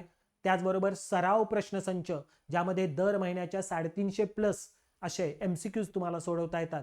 ही बॅच देखील आपल्या बीइंग ॲस्पिरंट या ॲपवर उपलब्ध आहे. या बॅचेसचा सर्वांनी लाभ घ्या. त्यानंतर आपण संरक्षण व अंतरिक्ष विषयक घडामोडी स्टडी करूया. त्यामध्ये अंतरिक्ष क्षेत्रामधली महत्वाची प्रक्षेपण आपल्याला माहिती पाहिजे. जसं की सतीश धवन स्पेस सेंटर मधनं इस्रोचं 100वे प्रक्षेपण कुठलं ठरलं? तर GSLV F-15 या रॉकेटद्वारे नेव्हिगेशन सॅटेलाइट NVS-02 हा पाठवण्यात आला. हे जर बघितलं तर SDSC मधनं ऐतिहासिक 100वे प्रक्षेपण पार पडलं 29 जानेवारी 2025 ला. त्याचबरोबर जगातील पहिला व्यावसायिक अंतराळ परिस्थिती जागरूकता स्पेस सिच्युएशनल अवेअरनेस उपग्रह कोणी पाठवला? तर भारताची स्पेस स्टार्टअप कंपनी आहे दिगंतारा नावाची. त्यांनी स्पेसएक्स कंपनीच्या ट्रान्सपोर्टर 12 या मिशनद्वारे मिशन स्कॉट नावाचा जगातला पहिला व्यावसायिक अंतराळ परिस्थिती जागरूकता उपग्रह पाठवलेला आहे. स्कॉट कुणाचा बरं? दिगंतारा या कंपनीचा हा उपग्रह आहे. चांद्रयान 5 हा जो काही प्रोजेक्ट आहे याला ल्युपेक्स असं देखील संबोधण्यात येतं. आपल्याला माहिती पाहिजे ल्युनार पोलार एक्सप्लोरेशन मोहीम भारत कोणत्या देशांसोबत संयुक्तपणे राबवत आहे? तर इस्रो आणि जपानची जॅक्सा यांच्याद्वारे 2027-28 मध्ये जपानच्या H3 रॉकेटद्वारे चांद्रयान 5 नावाचा उपग्रह पाठवण्यात येणार आहे. त्यामध्ये जॅक्सा या कंपनीचा रोवर आहे तर इस्रोचा लँडर आहे. ठीक आहे. ESAचं मास स्पेक्ट्रोमीटर आणि नासाचं न्यूट्रॉन स्पेक्ट्रोमीटर ही उपकरणं देखील चांद्रयान 5 वर असणार आहेत. त्याचबरोबर इस्रोचं 101वे उपग्रह मिशन हे अयशस्वी झालेलं आहे. ते 18 मे 2025 रोजी पार पडलं. त्यामध्ये PSLV C61 polar satellite launch vehicle C61 याच्या 3ऱ्या टप्प्यामध्ये बिघाड झाल्यामुळे अयशस्वी झालं मिशन. अर्थ ऑब्झर्वेशन सॅटेलाइट 09 EOS-09 हा उपग्रह त्यामुळे पाठवता आला नाही. त्याचबरोबर निसारचं यशस्वी प्रक्षेपण झालं. हा कोणत्या 2 देशांमधला संयुक्त उपक्रम आहे? आपल्याला माहिती पाहिजे भारत आणि अमेरिका यांच्यातला संयुक्त उपक्रम आहे NASA ISRO synthetic aperture radar म्हणजे निसार. GSLV F-16 या रॉकेटद्वारे 30 जुलै 2025 रोजी हे प्रक्षेपित करण्यात आलं आणि त्यामध्ये जर बघितलं तर 2 बँड आहेत. सिंथेटिक अपर्चर रडार आहेत त्याच्यामध्ये 2 बँडचे dual band synthetic aperture radar आहे. त्यामध्ये L band synthetic aperture radar नासानं विकसित केलेला आहे, तर S band synthetic aperture radar इस्रोनं विकसित केलेला आहे. जर बघितलं तर इस्रो आणि नासानी संयुक्तपणे उपग्रह विकसित केलेला हा पहिला उपग्रह आहे निसार. त्याचबरोबर जीसॅट 7R मिशन किंवा CMS-03 भारतातनं प्रक्षेपित सर्वात वजनदार उपग्रह हा ठरला होता त्यावेळी, मात्र याचा रेकॉर्ड देखील मोडण्यात आलाय. इस्रोनं 2 नोव्हेंबर 2025 रोजी लॉन्च व्हेकल मार्क 3 LVM-3M5 या रॉकेटच्या द्वारे CMS-03 कम्युनिकेशन सॅटेलाइट 03 हा, ज्याला जीसॅट 7R म्हणून देखील ओळखण्यात येतं, हा दळणवळण उपग्रह प्रक्षेपित केला. 4410 किलो वजनाचा हा भारतीय भूमीवरून म्हणजे प्रक्षेपित करण्यात आलेला सर्वात वजनदार दळणवळण उपग्रह त्यावेळी ठरला होता. ठीक आहे, भारतीय भूमीवरून प्रक्षेपित करण्यात आलेला सर्वात वजनदार दळणवळण उपग्रह तो ठरला होता. आपल्याला माहिती पाहिजे 4410 किलो वजनाचा आहे. जीसॅट 7R हा रुक्मिणी सिरीज मधला उपग्रह आहे. भारतीय नौदलासाठी तो पाठवण्यात आला होता. त्यानंतर त्याचा रेकॉर्ड कुणी मोडला बरं, तर आपल्याला माहिती पाहिजे 24 डिसेंबर 2025 रोजी launch vehicle mark 3M6 LVM-3M6 या रॉकेटद्वारे अमेरिकेचा ब्लू बर्ड ब्लॉक 2 हा उपग्रह लोअर अर्थ ऑर्बिटमध्ये प्रक्षेपित करण्यात आला. आणि जर बघितलं तर अमेरिकेच्या AST स्पेस मोबाईल यांच्यासोबत या उपग्रहासाठी करार केला होता NSIL या संस्थेनं. भारतीय प्रक्षेपक वापरून भारतीय भूमीवरून प्रक्षेपित करण्यात आलेला सर्वात वजनदार उपग्रह ठरलेला आहे ब्लू बर्ड ब्लॉक 2. त्याचं वजन 6100 किलो आहे. अमेरिकेतल्या ग्राहकासाठी इस्रोनं राबवलेलं हे पहिलं समर्पित व्यावसायिक प्रक्षेपण ठरलेलं आहे. ब्लूबर्ड ब्लॉक 2 उपग्रह आपल्याला माहिती पाहिजे 6100 किलो वजनाचा आहे. अमेरिकेतल्या AST स्पेस मोबाईल या कंपनीनं तयार केलेला हा ॲडव्हान्स्ड असा कम्युनिकेशन सॅटेलाइट आहे. त्याचबरोबर PSLV C62 या रॉकेटद्वारे अर्थ ऑब्झर्वेशन सॅटेलाइट N1 हा प्रक्षेपित करण्याचा प्रयत्न करण्यात आला, मात्र सलग दुसरं PSLVचं मिशन अयशस्वी ठरलेलं आहे.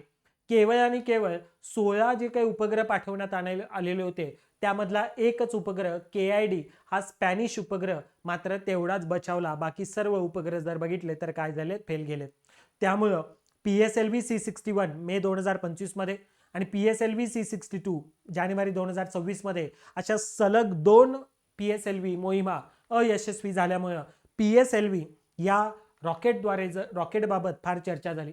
आपल्याला माहिती पाहिजे या रॉकेटमध्ये 4 टप्पे आहेत. याला इस्रोचा वर्कहॉर्स म्हणून संबोधण्यात येतं. त्याचं पहिलं प्रक्षेपण 93 मध्ये झालं होतं, मात्र ते अयशस्वी झालं. पहिलं यशस्वी प्रक्षेपण त्याचं 1994 मध्ये झालं होतं. जर बघितलं तर आतापर्यंत 4 वेळा अयशस्वी झालाय. 93 मध्ये PSLV D1, 17 मध्ये PSLV C39, PSLV C61 मे 2025 मध्ये आणि जानेवारी 2026 मध्ये PSLV C62 अशी 4 प्रक्षेपणं PSLVची जर बघितलं तर फेल झालेत. 2025-26 मध्ये झालेली जी प्रक्षेपण आहेत आतापर्यंतची मी इथं दिली आहेत, त्यामध्ये प्रक्षेपक कुठला होता आणि त्याद्वारे कुठला उपग्रह पाठवण्यात आला हे आपल्याला इथं माहिती पाहिजे. हे पण प्रत्येकाने काय करा, रिवाइज करा. त्याचबरोबर मिशन दृष्टीचं प्रक्षेपण कोणत्या भारतीय स्टार्टअपनं केलेलं आहे आपल्याला माहिती पाहिजे. बंगळुरूमध्ये भारतीय कंपनी आहे, तिचं नाव आहे गॅलेक्साय. या गॅलेक्सायनं स्पेसएक्स कंपनीच्या फाल्कन 9 या रॉकेटद्वारे अमेरिकेतल्या कॅलिफोर्निया इथनं आपला पहिला उपग्रह मिशन दृष्टी हा प्रक्षेपित केला. हा जर बघितलं तर भारतीय खाजगी कंपनीनं विकसित केलेला सर्वात मोठा उपग्रह ठरलाय 190 किलो वजनाचा आणि जगातला पहिला ऑप्टोसार असा प्रकारचा ऑप्टोसार इमेजिंगसाठीचा हा उपग्रह आहे गॅलेक्साय या कंपनीचा. त्याचबरोबर काही आंतरराष्ट्रीय मोहिमा आपल्याला माहिती पाहिजेत. नासाचं आर्टेमिस 2 मिशन 1 एप्रिल 2026 रोजी नासाचं आर्टेमिस 2 हे मिशन 10 एप्रिल म्हणजे प्रक्षेपित करण्यात आलं होतं. 1 एप्रिल 2026 रोजी 4 अंतराळवीरांना घेऊन आणि ते पृथ्वीवर परत आलं 10 एप्रिल 2026 रोजी. 1972 मधल्या अपोलो 17 मोहिमेनंतरची पहिलीच मानवासह केलेली ही चंद्र प्रदक्षिणा मोहीम ठरलेली आहे आणि पृथ्वीपासून इतिहासामध्ये इतर कोणत्याही मानवांपेक्षा अधिक दूरचा प्रवास या मिशनमध्ये करण्यात आला. तब्बल 4,06,771 किलोमीटरचा प्रवास या मोहिमेमध्ये करण्यात आलेला आहे. त्याचबरोबर आपल्याला माहिती पाहिजे या मोहिमेचं उद्दिष्ट होतं की स्पेस लॉन्च सिस्टीम रॉकेट आणि ओरायन अंतराळयानाच्या जीवन आधार प्रणालींची पडताळणी करणं. 9 दिवस 1 तास 32 मिनिटांचं हे मिशन ठरलं आणि आर्टेमिस मिशन सिरीजमधलं हे दुसरं मिशन ठरलं आणि पहिलंच मानवी मिशन ठरलेलं आहे. त्यामध्ये 4 अंतराळवीर कोण पाठवण्यात आले होते, तर कमांडर होते रीड वाइजमन, व्हिक्टर ग्लोवर हे पायलट होते, पृथ्वीच्या निम्न कक्षेच्या पलीकडे प्रवास करणारे पहिले कृष्णवर्णीय अंतराळवीर ते ठरले. क्रिस्टिना कोच या मिशन स्पेशालिस्ट होत्या, चंद्राच्या परिसरामध्ये प्रवास करणाऱ्या पहिल्या महिला त्या ठरलेल्या आहेत. त्याचबरोबर जेरेमी हॅन्सेन हे मिशन स्पेशालिस्ट ठरले, कॅनेडियन स्पेस एजन्सीचे अंतराळवीर ते ठरले आणि पृथ्वीच्या कक्षेच्या बाहेर जाणारे पहिले बिगर अमेरिकन व्यक्ती ते ठरलेले आहेत. 1 एप्रिल 2026 रोजी जर बघितलं तर या SLS हे नासाचं सर्वात पॉवरफुल रॉकेट आहे. या रॉकेटद्वारे 4 अंतराळवीरांना घेऊन ओरायन हे अंतराळयान पाठवण्यात आलं. या मिशनसाठी या ओरायन या अंतराळयानाला नाव देण्यात आलं होतं इंटिग्रिटी. जर बघितलं तर हे आर्टेमिस 2 मिशन आपल्याला फार महत्वाचं आहे. त्याचबरोबर काही व्यक्ती ज्या न्यूजमध्ये होत्या अवकाश क्षेत्रातल्या, इस्रोचे 11वे अध्यक्ष म्हणून कोणाची नियुक्ती करण्यात आली, डॉक्टर व्ही नारायणन यांची नियुक्ती करण्यात आली. ते या अगोदर तिरुवनंतपुरम मधल्या लिक्विड प्रोपोर्शनल सिस्टीम सेंटरचे डायरेक्टर म्हणून काम करत होते. ते मूळचे तामिळनाडूचे आहेत आणि IIT खरगपूरमधनं क्रायोजेनिक इंजिनिअरिंगमध्ये आणि IIT खरगपूरमधनंच त्यांनी PhD केलेली आहे. 1984 मध्ये ते इस्रोमध्ये दाखल झाले होते. त्याचबरोबर अंतराळातून पृथ्वीवर परत आल्या सुनीता विल्यम्स, ज्या अंतराळामध्ये अडकल्या होत्या तब्बल 286 दिवस अंतराळामध्ये अडकल्यानंतर नासाचे अंतराळवीर सुनीता विल्यम्स, ज्या इंडियन ओरिजिनच्या आहेत, आणि बुच विल्मोर यांना पृथ्वीवर परत आणण्यात आलं स्पेसएक्सच्या क्रू ड्रॅगन या कॅप्सूलद्वारे. 19 मार्च 2025 रोजी त्या पृथ्वीवर आल्या. गल्फ ऑफ मेक्सिकोमध्ये स्प्लॅशडाऊन करण्यात आलं होतं. आता काय झालं होतं तर बोईंगच्या CST-100 स्टार लाइनरद्वारे या 2 अंतराळवीरांना 5 जून 2024 रोजी अंतरिक्षामध्ये पाठवण्यात आलं होतं. इंटरनॅशनल स्पेस स्टेशनमध्ये 8 दिवस त्या राहून परत 2 जण येणार होते. मात्र या CST-100 स्टार लाइनरमध्ये बिघाड झाला आणि त्यामुळे 286 दिवस ते स्पेसमध्ये 2 जण अडकून राहिले होते.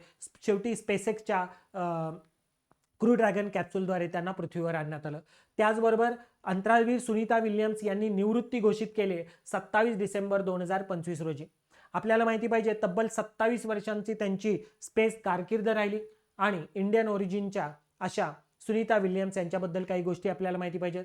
त्यांचा जन्म अमेरिकेमधल्या ओहायो मधल्या युक्लिड इथं झाला. मात्र मॅसेच्युएट्स मधलं निडहॅम हे त्यांचं मूळ गाव मानलं जातं. त्यांचे वडील दीपक पांड्या हे डॉक्टर असून ते गुजरातमधला मेहसाणा जिल्ह्यामधल्या झुलासन इथले आहेत. नेव्हल ऑफिसर बनण्याचा निर्णय त्यांनी घेतला.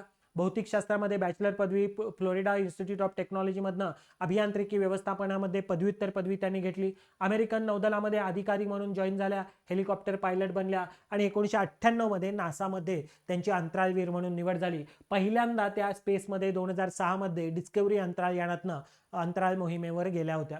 आंतरराष्ट्रीय अंतराळ स्थानकावर 3 मोहिमा त्यांनी केलेल्या आहेत. एकूण 608 दिवस अंतराळामध्ये घालवलेले आहेत. महिलेनं अंतरिक्षामध्ये सर्वाधिक काळ घालवण्यामध्ये त्या द्वितीय क्रमांकावर आहेत. सर्वाधिक काळ अंतराळामध्ये स्पेसवॉक करणाऱ्या महिला म्हणून त्यांना ओळखण्यात येतं आणि 2007 मध्ये अंतराळामध्ये पूर्ण मॅरेथॉन धावणाऱ्या पहिल्या व्यक्ती त्या ठरल्या होत्या. बोईंगच्या CST-100 स्टार लाइनर द्वारे त्या अंतरिक्षामध्ये जाऊन जर बघितलं तर तिथं अडकल्या होत्या 286 दिवस. त्याचबरोबर नासाच्या अंतराळ कार्यक्रम पूर्ण करणाऱ्या पहिल्या भारतीय कोण ठरलेल्या आहेत? आंध्र प्रदेशमधल्या डांगेती जानवी या ठरलेल्या आहेत. 2029 मध्ये टायटन्स अंतराळ मोहिमेवर त्या जाणार आहेत. त्याचबरोबर इंटरनॅशनल स्पेस स्टेशनवर पाऊल ठेवणारे पहिले भारतीय अंतराळवीर कोण ठरलं? अशोक चक्र विजेते शुभांशु शुक्ला. शुभांशु शुक्ला हे कोणत्या मिशन अंतर्गत इंटरनॅशनल स्पेस स्टेशनवर गेले होते? एक्झिओम 4 मिशन अंतर्गत ते गेले होते. 84 मध्ये राकेश शर्मा यांच्यानंतर तब्बल 41 वर्षानंतर भारताचे अंतराळवीर अंतराळामध्ये गेले आणि द्वितीय भारतीय अंतराळवीर ते ठरले अंतराळामध्ये जाणारे. तर इंटरनॅशनल स्पेस स्टेशनवर पाऊल ठेवणारे पहिले भारतीय ते ठरलेले आहेत. 18 दिवसांचं मिशन त्यांचं झालं आणि 15 जुलै 2025 रोजी ते पृथ्वीवर सुखरूपपणे परत आले. 25 जून 2025 ते 15 जुलै 2025 हा त्यांचा कार्यकाळ होता. जर बघितलं तर स्पेसएक्सच्या क्रू ड्रॅगन ग्रेस नाव देण्यात आलं होतं या अंतराळयानाला. तर या अंतराळयानाद्वारे ते इंटरनॅशनल स्पेस स्टेशनवर गेले. पेगी विटसन ज्या अमेरिकेच्या आहेत त्या मिशन कमांडर होत्या. ग्रुप कॅप्टन शुभांशु शुक्ला हे पायलट होते. स्लावोस उजान्स्की विजिन्स्की हे पोलंडचे मिशन स्पेशालिस्ट होते आणि टिबोर कापू हंगेरीचे हे देखील मिशन स्पेशालिस्ट होते. आपल्याला माहिती पाहिजे ग्रुप कॅप्टन शुभांशु शुक्ला मूळचे उत्तर प्रदेशमधल्या लखनौ इथले आहेत. खडकवासला पुण्यामध्ये एनडीए मध्ये त्यांनी प्रवेश केला. पुढं जर बघितलं तर संगणक विज्ञान विषयामध्ये विज्ञान पदवी घेतली. फायटर स्ट्रीममध्ये 2006 मध्ये इंडियन एअरफोर्समध्ये ते सामील झाले आणि भारतीय विज्ञान संस्थेमध्ये एरोस्पेस अभियांत्रिकीमध्ये त्यांनी एमटेक देखील केलेला आहे. गगनयान मोहिमेसाठी त्यांची निवड झालेली आहे. भारतामध्ये सर्वात तरुण पुरुष अॅनालॉग अंतराळवीर कोण ठरले? तर 17 वर्षांचे आदित्य पांड्या हे भारतातले सर्वात तरुण पुरुष अॅनालॉग अंतराळवीर ठरलेले आहेत. ते मूळचे जर बघितलं तर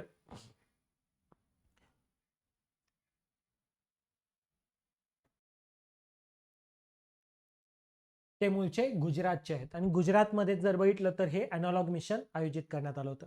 संरक्षण क्षेत्रामधल्या काही न्यूज आपण बघूया.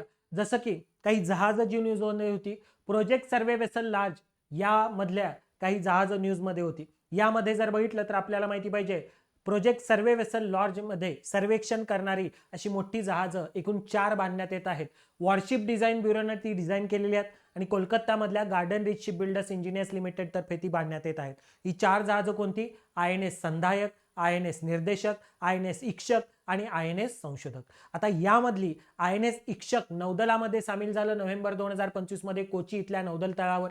हे तिसरं सर्वे वेसल लार्ज ठरलेलं आहे आणि महिला कर्मचाऱ्यांसाठी समर्पित निवास व्यवस्था असणारं पहिलं सर्वे वेसल लार्ज ठरलेलं आहे.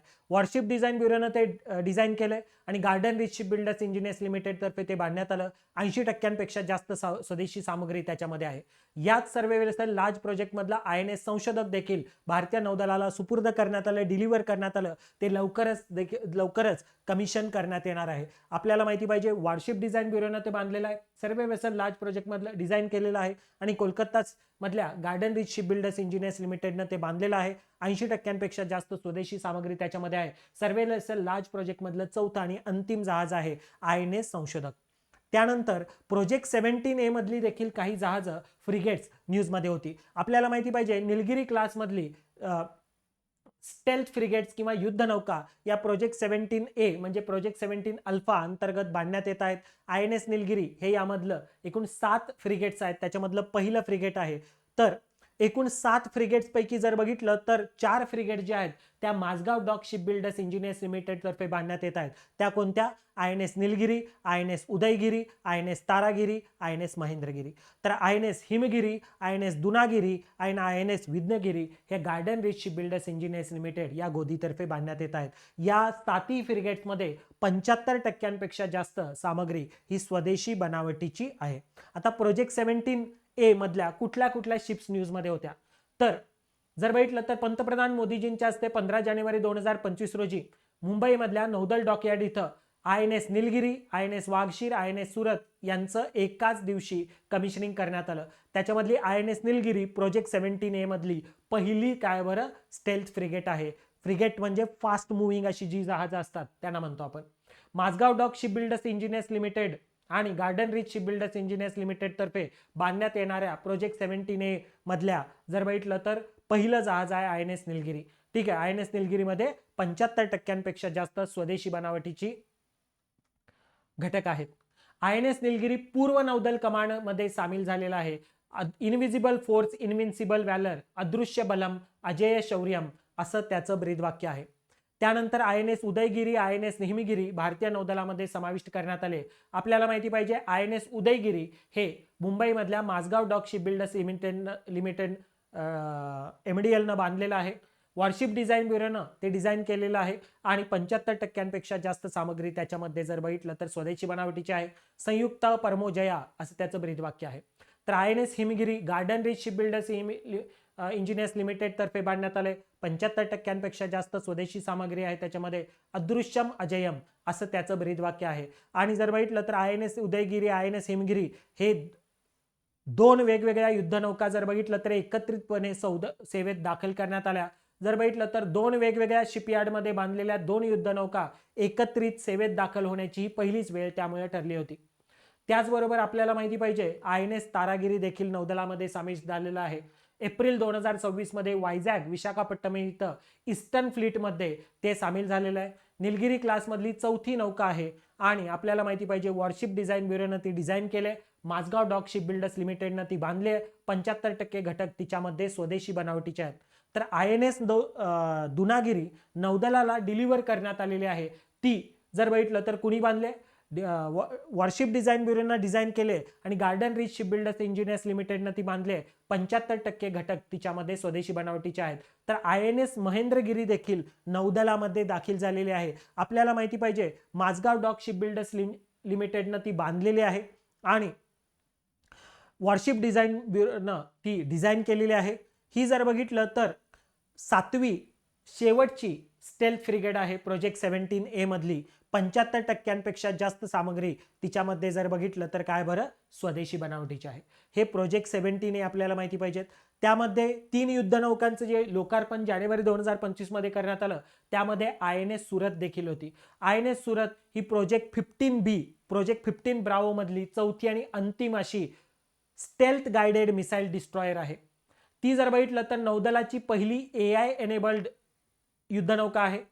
वॉरशिप डिझाईन ब्युरोनं तिचं डिझाईन केले, माझगाव डॉक शिप बिल्डर्स लिमिटेडनं बांधलेले आहे. 75%पेक्षा जास्त सामग्री स्वदेशी बनावटीची आहे. प्रोजेक्ट 15B मध्ये कोणत्या 4 युद्धनौका बांधण्यात आल्या? विशाखापट्टणम, मुर्मागाव, इम्फाळ आणि INS सुरत. MPSCनं INS इम्फाळवर देखील प्रश्न विचारला होता. आपल्याला माहिती पाहिजे 3 ज्या युद्धनौका जानेवारी 2025 मध्ये एकत्रितपणे नौदलामध्ये कमिशन करण्यात आला, त्यामध्ये तिसरी युद्धनौका नाही, सबमरीन होती, INS वाघशीर. INS वाघशीर आपल्याला माहिती पाहिजे प्रोजेक्ट 75 अंतर्गत बांधण्यात आलेली 6वी आणि अंतिम पाणबुडी होती. फ्रान्सच्या नेव्हल ग्रुप आणि स्पेनच्या नेव्हन्टिया या कंपन्यांसोबत संयुक्तपणे बांधण्यात आलेली स्कॉर्पियन क्लासची ही पाणबुडी होती. याला नवीन कलवरी क्लासची पाणबुडी देखील म्हणण्यात येतं. डिझेल इलेक्ट्रिक पाणबुडी या एकूण 6 माझगाव डॉक शिप बिल्डर्स लिमिटेडनं बांधलेल्या आहेत. त्याच्यातली शेवटची INS वाघशीर, तिच्यामध्ये 75% स्वदेशी बनावटीची अशी काय बरं कॉम्पोनंट्स घटक होते. प्रोजेक्ट 75 अंतर्गत INS Kalvari, INS Khanderi, INS करंज, INS वेला, INS वागीर, INS वाघशीर अशा 6 डिझेल इलेक्ट्रिक पाणबुड्या बांधण्यात आल्या फ्रान्स आणि स्पेनच्या मदतीनं. त्याचबरोबर INSV Indian naval sailing vessel तारिणीचा जागतिक प्रवास पूर्ण झालेला आहे. आपल्याला माहिती पाहिजे या जागतिक प्रवासाला सुरुवात झाली होती ऑक्टोबर 2024 मध्ये गोव्यामधनं आणि मे 2025 मध्ये गोव्यामध्येच हा प्रवास पूर्ण झाला. यामध्ये 2 प्रवासी होत्या, लेफ्टनंट कमांडर दिलना के, लेफ्टनंट कमांडर रूपा ए. या 2 महिला अधिकारी ज्या होत्या त्यांनी केवळ वाऱ्याचा वापर करून जर बघितलं तर डबल हँडेड सेलिंग नौका INS तारिणीद्वारे 50,000 किलोमीटर पूर्ण करून 8 महिन्यांमध्ये जगाला प्रदर्शना गाठलेली आहे. आपल्याला माहिती पाहिजे नाविका सागर परिक्रमा 2 ही मोहीम INSV तारिणीचा वापर करून कोणत्या दोघी, दिलना के आणि रुपाए यांनी पूर्ण केली. त्याचबरोबर ASWSWC हा जो काही प्रोजेक्ट आहे, या प्रोजेक्टमध्ये अनेक साऱ्या युद्धनौका अलीकडे न्यूजमध्ये होत्या. पहिल्यांदा आपल्याला प्रोजेक्ट माहिती पाहिजे, anti submarine warfare shallow water craft असे याला म्हणतात. म्हणजे सबमरीन पाणबुडीच्या विरोधामध्ये किनाऱ्या नजीक काम करणाऱ्या अशा या युद्धनौका आहेत. अशा 8 युद्धनौका बांधण्यात येत आहेत. Garden Reach Ship builders engineers limited, GRAC कोलकात्यामधली GRAC आणि प्रायव्हेट कंपनी म्हणजे L&T शिपयार्ड कट्टुपल्ली, या दोघांद्वारे 8 युद्धनौका बांधण्यात येत आहेत. आणखी 8 युद्धनौका जर बघितलं तर बांधण्यात येत आहेत कोचिन शिपयार्ड लिमिटेड आणि प्रायव्हेट कंपनी म्हणजे काकनाड मधली smart engineering and design solutions. तर अशा एकूण 16 युद्धनौका ASWSWC या प्रोजेक्टद्वारे बांधण्यात येत आहेत. आपल्याला माहिती पाहिजे की 80% स्वदेशी घटक आहेत ASWSWC या शिप्समध्ये. अभय क्लासची जागा घेणार आहेत या शिप्स. 900 टन विस्थापन क्षमता आहे, 25 नॉट वेग आहे, 1800 सागरी मैल अंतर कापण्याची क्षमता आहे या ASWSW शिप्समध्ये. मग त्याच्यातल्या कुठल्या शिप्स अलीकडे न्यूजमध्ये होत्या? INS अर्नाळा भारतीय नौदलामध्ये समाविष्ट झालेली आहे आणि जर बघितलं तर भारताचं पहिलं अँटी सबमरीन वॉटर ASWSWC जहाज INS अर्नाळा हे जून 2025 मध्ये विशाखापट्टणम इथं जर बघितलं तर नौदलामध्ये सामील झाले. INS अर्नाळाबद्दल आपल्याला माहिती पाहिजे की भारतीय नौदलात सर्वात मोठी डिझेल इंजिन युद्धनौका ती ठरलेली आहे आणि 80% जास्त स्वदेशी बनावटीचे घटक आहेत तिच्यामध्ये, आणि ती कुणी बांधलेली आहे बरं, तर garden rich shipbuilders engineers limited तर्फे ती बांधण्यात आली. INS अंद्रोथ देखील नौदलामध्ये सामील झालेली आहे. ही देखील ASW-SWC प्रकारामधली शिप आहे. GRSCनंच ती बांधलेली आहे. त्यानंतर INS माहे नौदलामध्ये सामील झाली. आपल्याला माहिती पाहिजे की कोचिन शिपयार्ड लिमिटेड तर्फे बांधण्यात आलेली ही पहिली ASW-SWC प्रकारची शिप आहे INS माहे. ती देखील नौदलामध्ये सामील झालेली आहे. INS अंजदीप नौदलामध्ये सामील झालेली आहे. ही कुणी बांधलेली आहे, garden rich shipbuilders engineers limited तर्फे बांधण्यात आलेली आहे. त्याचबरोबर INS मालवण भारतीय नौदलामध्ये सुपूर्द करण्यात आली. ही कोचिन शिपयार्ड लिमिटेडनं बांधलेली अशी युद्धनौका आहे ASW-SWC प्रकारामधली. त्यानंतर जर बघितलं तर INS निस्तार ही नौदलामध्ये दाखल झाली. ही आपल्याला माहिती पाहिजे भारताची पहिली स्वदेशी बनावटीची बांधण्यात आलेली डायव्हिंग सपोर्ट वेसल आहे INS निस्तार. ही विशाखापट्टणम इथं नौदलामध्ये दाखल झाली. विशाखापट्टणम इथे हिंदुस्तान शिपयार्ड लिमिटेड द्वारे बांधण्यात आलेल्या 2 डायव्हिंग सपोर्ट वेसल्स पैकी एक आहे. पहिली INS निस्तार हे त्याच्यातलं पहिलं जहाज आहे. तिच्यामध्ये 80% जास्त सामग्री स्वदेशी बनावटीची आहे. तसंच इंडियन कोस्ट गार्ड शिप समुद्र प्रताप तटरक्षक दलामध्ये सामील झालेली आहे. आपल्याला माहिती पाहिजे गोव्यामध्ये ती सामील झाली. कोची इथं तिला तैनात करण्यात आले. गोवा शिपयार्ड लिमिटेड द्वारे बांधण्यात आलेल्या 2 पोल्युशन कंट्रोल वेसल्स पैकी हे पहिलं जहाज आहे. 60% जास्त स्वदेशी घटक आहेत त्याच्यामध्ये, आणि तटरक्षक दलामध्ये दाखल होणारं पहिलं सर्वात मोठं जहाज ठरलेलं आहे ICGS समुद्र प्रताप. त्याचबरोबर INSV कौंडिन्य नौदलामध्ये दाखल झाले. इंडियन नेव्हल सेलिंग वेसल आहे INS कौंडिन्य. आपल्याला माहिती पाहिजे की प्राचीन टंकाई पद्धतीचा वापर करून बांधण्यात आलेली हे जहाज आहे. संस्कृती मंत्रालय आणि इंडियन नेव्हीचा हा जर बघितलं तर INSV कौंडिन्य प्रोजेक्ट होता. केंद्रीय संस्कृती मंत्रालय, भारतीय नौदल आणि गोव्यामधल्या मेसर्स होडी इनोव्हेशन्स यांनी अजिंठा लेण्यांमधल्या भित्तिचित्रावर आधारित जहाज बांधण्यासाठी त्रिपक्षीय करार केला. टंकाई पद्धत 2000 वर्ष जुनी पारंपरिक भारतीय जहाज बांधणी तंत्र आहे. त्याच्यामध्ये लाकडाच्या फळ्या या शिवल्या जातात. ठीक आहे. तर अशा प्रकारे गोव्यातल्या मेसर्स होडी इनोव्हेशन्सनं केरळचे बाबू शंकरन यांच्या नेतृत्वाखालच्या कुशल कारागिरांच्या द्वारे हे INSV कौंडिन्य बांधण्यात आले. जर बघितलं तर या जहाजानं पहिला प्रवास देखील पूर्ण केलाय. भारतीय नौदलाचं नौकानयन जहाज INSV कौंडिन्यनं पोरबंदर, गुजरातमधल्या पोरबंदरहून 29 डिसेंबर 2025 रोजी आपला पहिला सागरी प्रवास सुरू केला आणि ओमानची राजधानी मस्कत इथं तिचं 17 दिवसानंतर आगमन झालं. व्हाईस ॲडमिरल कृष्णा स्वामीनाथन यांच्या हस्ते या मोहिमेला हिरवा झेंडा दाखवण्यात आला होता. तर जलमार्ग मंत्री सर्वानंद सोनोवाल यांनी या जहाजाला मस्कत इथं रिसीव्ह केलं. आपल्याला माहिती पाहिजे याचे कमांडर होते विकास शेवरन, हे या मोहिमेचे कमांडर होते. INSV कौंडिन्य प्रकल्प आपण बघितलेला आहे. त्याचबरोबर INS Aridhaman, Indian naval ship Aridhaman ही पाणबुडी इंडियन नेव्हल सबमरीन अरिदमन नौदलामध्ये दाखल झाले. विशाखापट्टणम इथं INS अरिदमन ही अणुऊर्जेवर चालणारी न्यूक्लिअर सबमरीन नौदलामध्ये दाखल झाले. भारताची स्वदेशी बनावटीची ही तिसरी अशी काय बरं न्यूक्लिअर सबमरीन आहे. अरिहंत क्लास मधली ही सबमरीन आहे, nuclear power ballistic missile submarine, जिच्यावरनं बॅलिस्टिक मिसाईल देखील डागता येतात. ही पाणबुडी ॲडव्हान्स टेक्नॉलॉजी वेसल प्रकल्पांतर्गत बांधण्यात आले. ॲडव्हान्स टेक्नॉलॉजी वेसल प्रोजेक्टला SSBN प्रोजेक्ट असं संबोधण्यात येतं. INS अरिहंत ही त्या अंतर्गतची पहिली पाणबुडी होती, न्यूक्लिअर सबमरीन होती. INS अरिघात ही दुसरी सबमरीन होती. आता INS अरिदमन तिसरी पाणबुडी एप्रिल 2026 मध्ये नौदलामध्ये दाखल झाले आणि S4 जिला अरिसुदन असं नाव देण्यात आलेलं आहे. तर ती चौथी पाणबुडी ही लवकरच नौदलामध्ये दाखल होईल. आपल्याला माहिती पाहिजे अरिहंत आणि अरिघात या सुमारे 6000 टनांच्या पाणबुड्या आहेत, तर अरिदमन आणि अरिसुदन या 7000 टनांच्या पाणबुड्या आहेत. अरिहंत आणि अरिघातवर सुमारे 12 K-15 सागरिका क्षेपणास्त्र तैनात करता येतात किंवा 4 K-4 क्षेपणास्त्र तैनात करण्यात येतात. तर अरिदमन आणि अरिसुदनवर जर बघितलं तर 24 K-15 सागरिका क्षेपणास्त्र किंवा 8 K-4 क्षेपणास्त्र किंवा अण्वस्त्रधारी K-5 क्षेपणास्त्र ही जर बघितलं तर तैनात करता येतात. 83 मेगावॅट क्षमतेच्या प्रेशराइज लाईट वॉटर रिॲक्टरद्वारे न्यूक्लिअर रिॲक्टरद्वारे तिला एनर्जी देण्यात येते. SSBN प्रकल्प आपल्याला माहिती पाहिजे. त्यानंतर काही विमानं जी न्यूजमध्ये होती, जसं की MiG-21 लढाऊ विमान निवृत्त झालेलं आहे. भारतीय हवाई दलानं 26 सप्टेंबर 2025ला MiG-21 लढाऊ विमानांना निवृत्त केलं. पॅन्थर्स आणि कोब्रा या स्क्वॉड्रन्समध्ये शेवटची जी विमानं होती ती निवृत्त करण्यात आली चंदीगड इथे झालेल्या सेरेमनीमध्ये. आणि निवृत्त समारंभामध्ये air chief marshal AP Singh यांनी बादल 3 या कॉल साईनचं MiG-21 बायसनचं शेवटचं उड्डाण केलेलं आहे.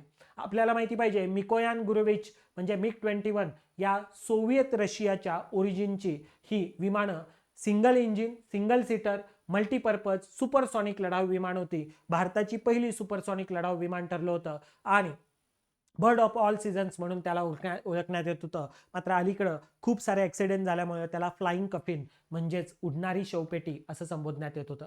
त्याचबरोबर राष्ट्रपती द्रौपदी मुर्मू यांनी कोणत्या हेलिकॉप्टरमधनं अलीकडे उड्डाण केलं? राष्ट्रपती द्रौपदी मुर्मू यांनी लाईट कॉम्बॅट हेलिकॉप्टर प्रचंडमधनं 25 मिनिटांची हवाई सफर केली राजस्थानमधल्या जैसलमेर इथून.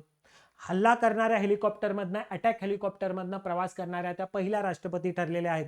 हवाई दलाच्या 2 वेगवेगळ्या लढाऊ विमानांमधनं उड्डाण करणाऱ्या देखील मुर्मू या पहिल्या राष्ट्रपती आहेत. त्यांनी 2023 मध्ये सुखोई 30 MKI द्वारे आणि ऑक्टोबर 2025 मध्ये राफेल या लढाऊ विमानांमधनं उड्डाण केलं होतं. LCS प्रचंड आपल्याला माहिती पाहिजे, हे पहिलं स्वदेशी बनावटीचं लढाऊ हेलिकॉप्टर आहे.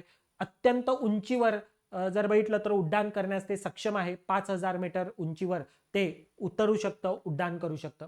भारताचं पहिलं AI लढाऊ विमान कालभैरव आपल्याला माहिती पाहिजे हे विकसित केलं जाणार आहे. भारताचं पहिलं कृत्रिम बुद्धिमत्तेवर आधारित स्वायत्त लढाऊ विमान कालभैरव हे युरोपमध्ये उत्पादित केलं जाणार आहे. Flying wedge defence and aerospace या भारतीय संरक्षण तंत्रज्ञान कंपनीनं हे विमान विकसित केलंय. तर या विमानाचं उत्पादन युरोपमधल्या पोर्तुगाल इथं स्केच पिक्सेल या युरोपियन तंत्रज्ञान कंपनीच्या भागीदारीमध्ये केलं जाणार आहे. भारताच्या ॲडव्हान्स मीडियम कॉम्बॅट एअरक्राफ्ट प्रकल्पाला मंजुरी अलीकडे देण्यात आली. DRDO अंतर्गत एरोनॉटिकल डेव्हलपमेंट एजन्सीद्वारे विकसित करण्यात येणार आहे. हे 5th generation stealth fighter aircraft आहे स्वदेशी बनावटीचं. 2 इंजिन त्याच्यामध्ये असणार आहेत, सिंगल सीटर असणार आहे, मल्टीपर्पज स्टेल्थ फायटर जेट असणार आहे. 1.8 ते 2.1 माक अशी त्याची स्पीड्स असणार आहेत. 1620 किलोमीटर वेगानं ते उड्डाण करणार आहे. त्याचबरोबर मिशन सुदर्शन चक्र अंतर्गत एकात्मिक हवाई संरक्षण शस्त्र प्रणालीच्या चाचण्या अलीकडे करण्यात आल्या. Integrated air defence weapon system असं त्याला संबोधण्यात येतं. आपल्याला माहिती पाहिजे की त्यामध्ये 3 थर आहेत. Quick reaction surface to air मिसाईलचा बाह्य थर आहे, very short range air defence सिस्टीमचा मध्यम स्तर आहे आणि डायरेक्टेड एनर्जी वेपनचा आतला इंटिग्रल स्तर आहे. DRDL द्वारे हे जर बघितलं तर मिशन सुदर्शन विकसित करण्यात येत आहे. अनंत शस्त्र प्रणाली जर बघितलं तर जमिनीवरून हवेत मारा करणाऱ्या क्षेपणास्त्र प्रणालीच्या अलीकडे जर बघितलं तर भारत इलेक्ट्रॉनिक्स लिमिटेडला टेंडर जारी केलेला आहे आर्मीनं. Quick reaction surface to air मिसाईलला आता अनंत शस्त्र प्रणाली असं संबोधण्यात येत आहे. हायपरसॉनिक क्षेपणास्त्र भारताचं विकसित केलं जात आहे. त्याचं नाव काय आहे? ध्वनी असं त्याचं नाव आहे. त्याचा एक्सपेक्टेड ऑपरेशनल रेंज असणार आहे 6000 ते 10000 किलोमीटर आणि हायपरसॉनिक म्हणजे माक 5 पेक्षा जास्त वेगानं ते उड्डाण करणार आहे. तारा शस्त्र प्रणालीची पहिली उड्डाण चाचणी अलीकडे मे 2026 मध्ये ओडिशाच्या किनारपट्टीजवळ करण्यात आली. आपल्याला माहिती पाहिजे ही एक मॉड्युलर रेंज एक्सटेन्शन किट आहे. पारंपरिक दिशाहीन जे बॉम्ब्स आहेत त्यांना गायडेड क्षेपणास्त्रामध्ये विकसित कन्वर्ट करणारी तारा शस्त्र प्रणाली रिसर्च सेंटर इमारतनं विकसित केलेली आहे DRDOच्या. त्यानंतर काही युद्ध सराव आपण बघूया. जसं की बोंगो सागर 2025 हा कोणत्या 2 देशांमधला सराव आहे? भारतीय नौदल आणि बांगलादेश नौदल यांच्यातला सराव आहे. भारत आणि नौदल बांगलादेश आणि भारतामधले इतर सराव कुठले? बांगलादेश म्हणजे बांगला एक संपत्ती आहे म्हणजे संप्रीती हा एक सराव आहे. बोंगो सागर नावामध्येच कळतं. मैनामती मैत्री हा देखील भारत आणि बांगलादेश मधला सराव आहे. मैना म्हणते बांगला दाखव तरच मैत्री करते, अशा प्रकारे तुम्ही लक्षात ठेवू शकता. IOS सागर आणि ऐकेमी सराव हे अलीकडे आयोजित करण्यात आले. ऐकेमी सराव हा कोणत्या 2 देशांमधला सराव आहे? भारत आणि टांझानिया यांच्यामधला हा सराव टांझानियामधल्या दार एस सलाम इथं पहिल्यांदाच आयोजित करण्यात आला, त्यामुळे अत्यंत महत्त्वाचा हा सराव आहे. ऑपरेशन शील्ड हे भारताच्या पश्चिम सीमेजवळ राज्य आणि केंद्रशासित प्रदेशांमध्ये आयोजित करण्यात आलेलं मॉक ड्रिल होतं. ऑपरेशन सिंदूर नंतर पाकिस्तानद्वारे जर हवाई हल्ले झाले तर जनरल पब्लिकला जर बघितलं तर अवेअर करण्यासाठी ऑपरेशन शील्ड हे मॉक ड्रिल्स आयोजित करण्यात आल्या होत्या वेस्टर्न फ्रंटवर. नोमॅडिक एलिफंट हा सराव कोणत्या दोन देशांमधला आहे? भारत आणि मंगोलियामधला लष्करी सराव आहे. एखादा नोमॅडिक एलिफंट सारखा, नोमॅडिक म्हणजे चंगेज खान मंगोलियाचे आपल्याला आठवतात, नोमॅड होते ते, आणि हत्तीसारखे ते भारतामध्ये घुसायचे, अशा प्रकारे तुम्ही ते लक्षात ठेवू शकता. त्याचबरोबर सिम्बेक्स आणि बोल्ड कुरुक्षेत्र हे कोणत्या दोन देशांमधले सराव आहेत? भारत आणि सिंगापूर मधले हे सराव आहेत. तसंच दक्षिण चीन समुद्रामध्ये भारत आणि फिलिपिन्सनं पहिला द्विपक्षीय नौदल सराव अलीकडे आयोजित करण्यात आला. तर भारत फिलिपिन्सचा पहिला नौदल सराव कुठे आयोजित झाला? दक्षिण चीन समुद्रामध्ये झाला, हे आपल्याला माहिती पाहिजे. भारत ग्रीस यांच्यातला पहिला द्विपक्षीय सागरी सराव कुठे आयोजित करण्यात आला? तर तो ग्रीसमधल्या सलामिस खाडी इथं आयोजित करण्यात आला, हे आपल्याला माहिती पाहिजे. मलबार सराव कोणत्या देशांमधला आहे? क्वाड गटामधला आहे. भारत, अमेरिका, जपान, ऑस्ट्रेलिया या 4 देशांमधला नौदल सराव आहे. इंद्र सराव भारत आणि रशिया यांच्यामधला सराव आहे. त्याचबरोबर डेझर्ट फ्लॅग हा सराव कोणत्या दोन देशांमधला आहे? भारत आणि UAE यांच्यामधला हा सराव आहे. आपल्याला माहिती पाहिजे desert cyclone, desert eagle, Zayed Talwar, desert knight हे भारत आणि UAE यांच्यामधले सराव आहेत. डेझर्ट सायक्लॉन इथं आपण बघितला. त्याचबरोबर डेझर्ट नाईट हा त्रिपक्षीय सराव आहे. भारत, फ्रान्स आणि UAE यांच्यामधला सराव आहे. तसंच CONX-3 सर्वात मोठा आण्विक आपत्कालीन सराव कुणी आयोजित केला? इंटरनॅशनल ॲटॉमिक एनर्जी एजन्सी आणि रोमानिया यांनी हा सराव आयोजित केला. शक्ती, त्याचबरोबर वरुण आणि डेझर्ट नाईट हे भारत आणि फ्रान्स मधले सराव आहेत. ते कसे लक्षात ठेवायचे ही मी माझ्या बॅचेसमध्ये डिटेलमध्ये दिलंय. आता आपल्याकडे वेळ नाही, त्यामुळे मी सगळ्या ट्रिक सांगत बसत नाही, ठीक आहे. मात्र हे महत्त्वाचे सराव आहेत. गरुड हा भारत आणि फ्रान्स यांच्यातला एअरफोर्सचा सराव आहे. वरुण भारत आणि फ्रान्स यांच्यातला नौदलचा सराव आहे. INROKN हा पहिला भारत आणि साऊथ कोरिया यांच्या दरम्यानचा नेव्हल सराव कुठं आयोजित करण्यात आला? आपल्याला माहिती पाहिजे दक्षिण कोरियामधल्या बुसान नौदल तळावर तो आयोजित करण्यात आला. विनबॅक्स हा भारत आणि व्हिएतनाम यांच्यातला सराव आहे. त्रिसेवा सराव आर्मी नेव्ही एअरफोर्सचा सराव त्रिशूल अलीकडे आयोजित करण्यात आला. पूर्वी प्रचंड हा देखील त्रिसेवा सराव अलीकडे अरुणाचल प्रदेशमध्ये आयोजित करण्यात आला. त्याचबरोबर कोकण, अजय वॉरियर हे सराव कोणाच्या दरम्यानचे आहेत? भारत आणि UK यांच्या दरम्यानचे आहेत. अजय वॉरियर, कोकण, इंद्रधनुष्य, कोकण शक्ती हे जर बघितलं तर भारत आणि UK यांच्या दरम्यानचे सराव आहेत. सूर्यकिरण हा 14 सराव कोणत्या दोन देशांमध्ये आयोजित करण्यात आला? भारत आणि नेपाळच्या आर्मीज मधला हा सराव आहे. त्याचबरोबर हरुमाऊ शक्ती हा सराव भारत आणि मलेशिया यांच्यातला आर्मीज मधला सराव आहे. हरिमाऊ शक्ती, समुद्र लक्ष्मण, उदर शक्ती हे भारत आणि मलेशिया यांच्यातले सराव आहेत. गरुड शक्ती, समुद्र शक्ती हे भारत आणि इंडोनेशिया यांच्यातले सराव आहेत. ऑस्ट्रा हिंद, ऑसी इंडेक्स हे भारत आणि ऑस्ट्रेलिया यांच्यामधले सराव आहेत. एकुवरीन हा भारत आणि मालदीव यांच्या दरम्यानचा सराव आहे.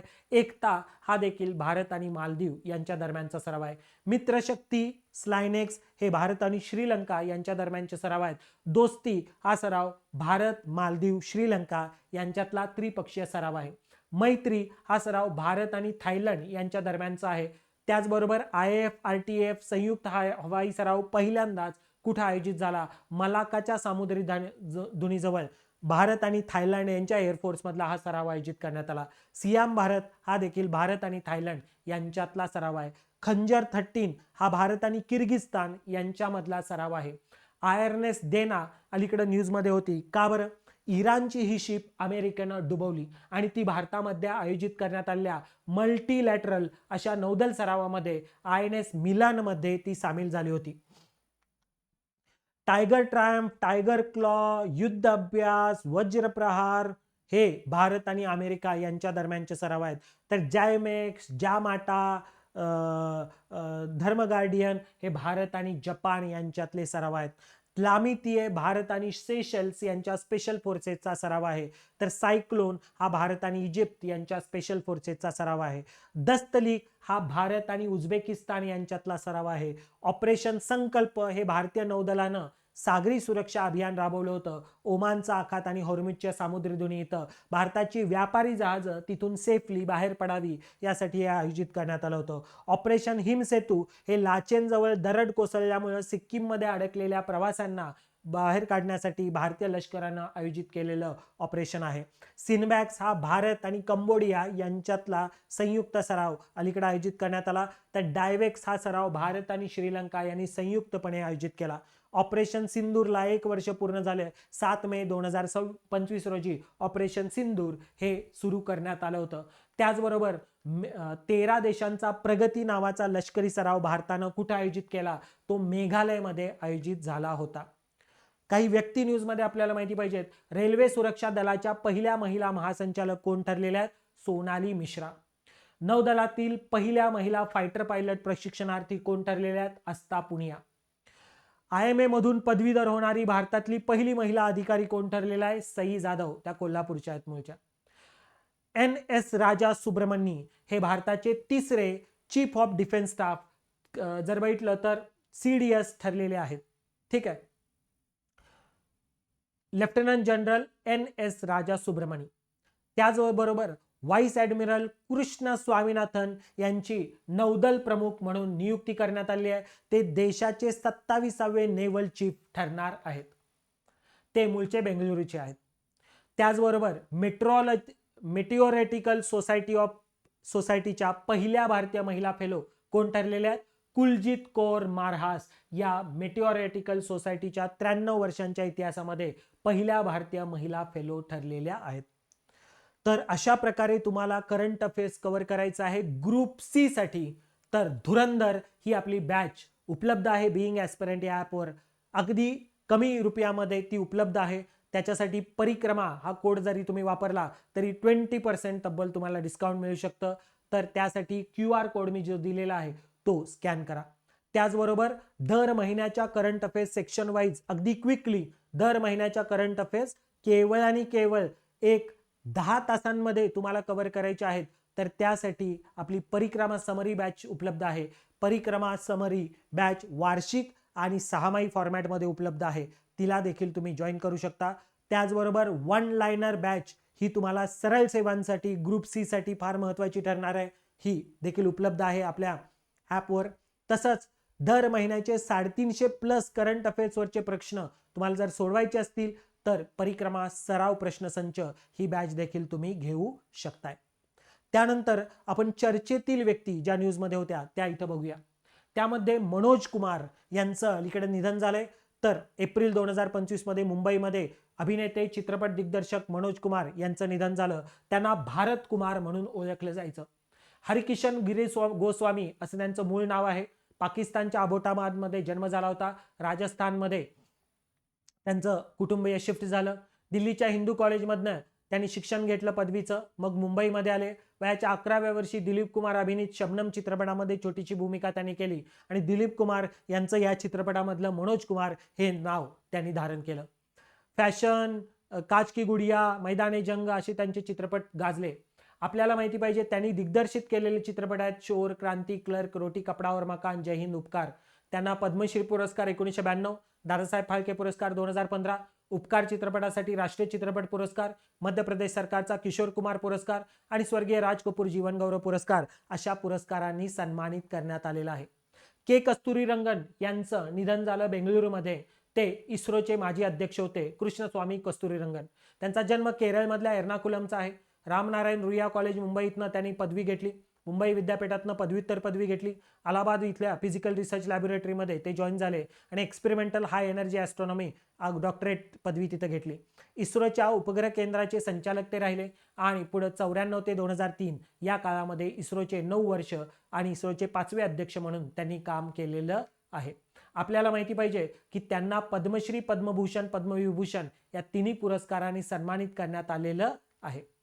त्यानंतर जयंत नारळीकर यांचं पुण्यामध्ये मे 2025 मध्ये निधन झालं. खगोलशास्त्रज्ञ, विज्ञान लेखक म्हणून त्यांना ओळखलं जातं. त्यांचा जन्म कोल्हापूरचा आहे. वडील रँगलर विष्णू वासुदेव नारळीकर हे गणितज्ञ होते. तर सापेक्षवादाच्या सिद्धांतावर त्यांचं प्रभुत्व होतं. तर आई सुमती विष्णू नारळीकर या संस्कृत पंडिता होत्या. बनारस हिंदू विद्यापीठामध्ये त्यांनी BSc केली. टाटा स्कॉलरशिप मिळवून केम्ब्रिज विद्यापीठामध्ये गणितामध्ये BA MA पदवी पूर्व केली, PhD पूर्ण केली केम्ब्रिज विद्यापीठामध्ये, हे आपल्याला महत्त्वाचं आहे. ब्रिटिश खगोल भौतिकशास्त्रज्ञ सर फ्रेड हॉयल यांच्याशी त्यांनी अनेक सारे जर बघितलं तर काय केलेलं आहे बरं, एक्सपेरिमेंट केलेल्या आहेत. खगोलशास्त्रज्ञ म्हणून जर बघितलं तर आपल्याला माहिती पाहिजे टाटा इन्स्टिट्यूट ऑफ फंडामेंटल रिसर्चमध्ये ते सामील झाले. थिरॉटिकल ॲस्ट्रोफिजिक्स गटाचं नेतृत्व केलं. 88 मध्ये UJC द्वारे आयुका या संस्थेची स्थापना त्यांनी केली आणि आयुकाचे ते डायरेक्टर होते 2003 पर्यंत. Cosmology commission of international astronomical युनियनचे अध्यक्ष होते. लंडनच्या रॉयल ॲस्ट्रॉनॉमिकल सोसायटीचे असोसिएट आणि 3 Indian national science academies, 3rd world academy of सायन्सेसचे ते फेलो देखील होते. Hoyle Narlikar theory of conformal gravity, quasi steady state cosmology असे संशोधन कार्य त्यांनी केलेलं आहे. आपल्याला माहिती पाहिजे लेखक म्हणून ते 4 नगरातले माझे विश्व हे त्यांचं आत्मचरित्र आहे. यक्षांची देणगी या त्यांच्या पुस्तकाला महाराष्ट्र सरकारचा पुरस्कार देखील मिळाला. आकाशाशी जडले नाते हे त्यांचं पुस्तक देखील फेमस आहे. 2021 मध्ये नाशिकमध्ये झालेल्या 94व्या अखिल भारतीय मराठी साहित्य संमेलनाचे ते अध्यक्ष राहिले होते. 2025चा विज्ञान रत्न पुरस्कार मरणोत्तर, 2004चा पद्मविभूषण, 65चा पद्मभूषण, 2010चा महाराष्ट्र भूषण, 96चा युनेस्कोचा कलिंगा पुरस्कार, शांती स्वरूप भटनागर पुरस्कार असे पुरस्कार देखील त्यांना मिळाले होते. त्यानंतर देशाच्या नागरी अणुऊर्जा कार्यक्रमाचे शिल्पकार म्हणून ओळखले जाणारे अणुशास्त्रज्ञ MR श्रीनिवासन यांचं निधन झालं तमिळनाडूमध्ये. विश्वेश्वरीय अभियांत्रिकी, जन्म त्यांचा कर्नाटकमधल्या बेंगळुरू मधला आहे. विश्वेश्वरीय अभियांत्रिकी महाविद्यालयामधनं मेकॅनिकलमध्ये त्यांनी BTech केलं होतं. कॅनडामधल्या मॅकगिल विद्यापीठामध्ये पदव्युत्तर पदवी घेतली. कॅनडामधल्या मॅकगिल हे आपल्याला माहिती पाहिजे. आणि गॅस टर्बाईन या विषयामध्ये त्यांनी PhD पूर्ण केली. अणुऊर्जा विभागामध्ये 55 मध्ये ते दाखल झाले आणि अप्सरा या आशियातल्या पहिल्या अणुसंशोधन अणुभट्टी विकसित करण्यामध्ये त्यांचा मोठा वाटा होता. महाराष्ट्रामध्ये तारापूर इथं भारतामधलं पहिलं अणुऊर्जा केंद्र बांधण्यासाठी ते प्रमुख प्रकल्प अभियंता होते. अणुऊर्जा मंडळाचे अध्यक्ष ते राहिलेले आहेत. ॲटॉमिक एनर्जी कमिशन आणि अणुऊर्जा विभागाचे सचिव देखील ते राहिलेले आहेत. Nuclear power corporation of India लिमिटेडचे संस्थापक अध्यक्ष ते राहिलेले आहेत. त्यांना जर बघितलं तर नियोजन आयोगाचे ते सदस्य होते. IAEAचे वरिष्ठ सल्लागार होते. कर्नाटक सरकारचे उच्च शिक्षणावरच्या कार्यदलाचे अध्यक्ष देखील ते होते. पद्मविभूषण, पद्मभूषण, पद्मश्री अशा पुरस्कारांनी त्यांना सन्मानित करण्यात आलेलं आहे MR श्रीनिवासन. त्याचबरोबर इग्नूच्या पहिल्या महिला व्हाईस चान्सलर म्हणून कोणाची नियुक्ती झाली? प्राध्यापक उमा कांजीलाल यांची नियुक्ती झाली. त्यानंतर आपल्याला धर्मेंद्र माहिती पाहिजे. वयाच्या 89व्या वर्षी त्यांचं निधन झालं नोव्हेंबर 2025 मध्ये मुंबईमध्ये. त्यांचा जन्म पंजाबमधल्या लुधियाना जिल्ह्यामधल्या नसराली या गावी झाला होता आणि पूर्ण नाव त्यांचं धरमसिंग देओल किंवा धर्मेंद्र केवल कृष्ण देओल असं आहे. त्यांचं वडिलोपार्जित गाव मात्र लुधियाना जिल्ह्यामधल्या डांगोन हे होतं. दिल भी तेरा हम भी तेरे या चित्रपटामधनं अभिनय करिअरची त्यांनी सुरुवात केली आणि शोले चित्रपटामधला साकारलेला वीरू आणि यामुळं ही मॅन म्हणून ते फेमस झाले. तहलका हा त्यांचा मुख्य नायक म्हणून गाजलेला अखेरचा चित्रपट ठरला, तर 21 हा शेवटचा चित्रपट त्यांचा ठरलाय. विजेता फिल्म्स या निर्मिती कंपनीची 1981 मध्ये त्यांनी स्थापना केली. राजस्थानच्या बिकानेर इथून भाजपचे उमेदवार म्हणून देखील ते खासदार झाले होते. ताज डिवायडेड बाय ब्लड या TV मालिकेमध्ये त्यांनी काम केलं. इंडियाज गॉट टॅलेंट रियालिटी शोचे ते जज देखील होते. पण त्यांना कविता करण्याची प्रचंड आवड होती. आज भी जी करदा है पिंड अपने नू जानवा ही त्यांची अखेरची कविता त्यांच्या अखेरच्या चित्रपटामध्ये 21 मध्ये समाविष्ट करण्यात आले. पद्मविभूषण पुरस्कार त्यांना मरणोत्तर 2026चा प्रदान करण्यात आलाय. फिल्मफेअर जीवन गौरव पुरस्कार 97चा, पद्मभूषण 2012चा आणि सर्वोत्कृष्ट लोकप्रिय चित्रपट श्रेणीमध्ये राष्ट्रीय चित्रपट पुरस्कार घायलसाठी त्यांना मिळाला होता. हे आपल्याला धर्मेंद्र यांच्याबद्दल माहिती पाहिजे. राम सुतार ज्येष्ठ शिल्पकार यांचं निधन झालं वयाच्या 101व्या वर्षी डिसेंबर 2025 मध्ये. महाराष्ट्रातल्या धुळ्यामधल्या गोंडूर इथं त्यांचा जन्म झाला होता आणि मुंबईतल्या JJ स्कूल ऑफ आर्ट मध्ये त्यांनी जर बघितलं तर पदवी घेतली होती. अजिंठा वेरूळ इथल्या शिल्पांच्या डागडुजीचं काम करणं, पंचवार्षिक योजनांचा लाभ सांगणारी लघुशिल्प करणारं काम त्यांनी सरकारी नोकरीत राहून केलं. 1960 पासून मात्र त्यांनी स्वतंत्र स्टुडिओ उभारला आणि नोएडा इथं त्यांचा स्टुडिओ आहे उत्तर प्रदेशमध्ये. गुजरातमधल्या साधू बेटावर सरदार वल्लभभाई पटेलांचा जो काही स्टॅच्यू ऑफ युनिटी 182 मीटर उंचीचा जगातला सर्वात उंच पुतळा आहे, तर त्याचं डिझाईन देखील तर बांधण्याचं काम राम सुतार यांनी केलंय. त्याचबरोबर पद्मभूषण, पद्मश्री, महाराष्ट्र भूषण आणि केंद्रीय सांस्कृतिक मंत्रालयाचा टागोर पुरस्कार असे पुरस्कार देखील त्यांना मिळालेले आहेत. माधव गाडगीळ ज्येष्ठ पर्यावरण तज्ज्ञ यांचं देखील निधन झालेलं आहे जानेवारी 2026 मध्ये. त्यांना जनतेचे वैज्ञानिक म्हणजेच पीपल सायंटिस्ट म्हणून ओळखलं जायचं. त्यांचा जन्म पुण्यामधला आहे. शिक्षण त्यांचं फर्ग्युसन महाविद्यालयातनं आणि इन्स्टिट्यूट ऑफ सायन्स मुंबई इथून पदव्युत्तर पदवी त्यांनी घेतली. आपल्याला माहिती पाहिजे अमेरिकेमधल्या हार्वर्ड विद्यापीठामध्ये त्यांनी लाईफ सायन्सेसमधनं PhD घेतली आणि प्रबंध जर बघितलं तर गणितीय जीवशास्त्र विषयामध्ये गणितीय प्रतिमानांचा आधार असा त्यांचा काय होता, प्रबंध होता. हार्वर्ड विद्यापीठामध्ये, स्टॅनफर्ड विद्यापीठामध्ये, युनिव्हर्सिटी ऑफ कॅलिफोर्नियामध्ये, बर्कली विद्यापीठामध्ये देखील त्यांनी लेक्चर्स दिलेले आहेत. पुण्यामध्ये Maharashtra association for cultivation of sciences, ज्याला आता आगरकर रिसर्च इन्स्टिट्यूट म्हणून ओळखलं जातं, तिथे ते वैज्ञानिक अधिकारी होते. 73 ते 2004 या काळामध्ये बेंगळुरूमध्ये इंडियन इन्स्टिट्यूट ऑफ सायन्समध्ये त्यांनी काम केलं आणि तिथं 83 मध्ये सेंटर फॉर इकॉलॉजिकल सायन्सेसची स्थापना केली आणि ते तिचे अध्यक्ष बनले. आपल्याला माहिती पाहिजे की 2010 मध्ये पश्चिम घाटाच्या western Ghats expert ecological panel तयार करण्यात आलं होतं, त्याचे ते अध्यक्ष होते. त्याचबरोबर वाघांचे संरक्षण संवर्धन करण्याच्या हेतून स्थापलेल्या विशेष कार्यगटाचे ते सदस्य होते. Prime minister science and technology advisory काउन्सिलचे सदस्य होते. त्याचबरोबर 86 मध्ये निलगिरी बायोस्फिअर रिझर्वची स्थापना करण्यामध्ये देखील ते आघाडीवर होते. एक लेखक म्हणून त्यांचं आत्मचरित्र a walk up the hill living with people and nature हे आपल्याला माहिती पाहिजे. This fissured land, ecology and equity, nurturing biodiversity, diversity the corner store of life, ecological journeys, science, democracy and ecology in India अशी त्यांची पुस्तकं famous आहेत. त्यांना पद्मश्री, पद्मभूषण या पुरस्कारांनी सन्मानित करण्यात आलं. UNEPचा चॅम्पियन ऑफ द अर्थ जीवन गौरव श्रेणीमध्ये पुरस्कार त्यांना मिळालेला आहे. शांती स्वरूप भटनागर पुरस्कार देखील त्यांना मिळालेला आहे.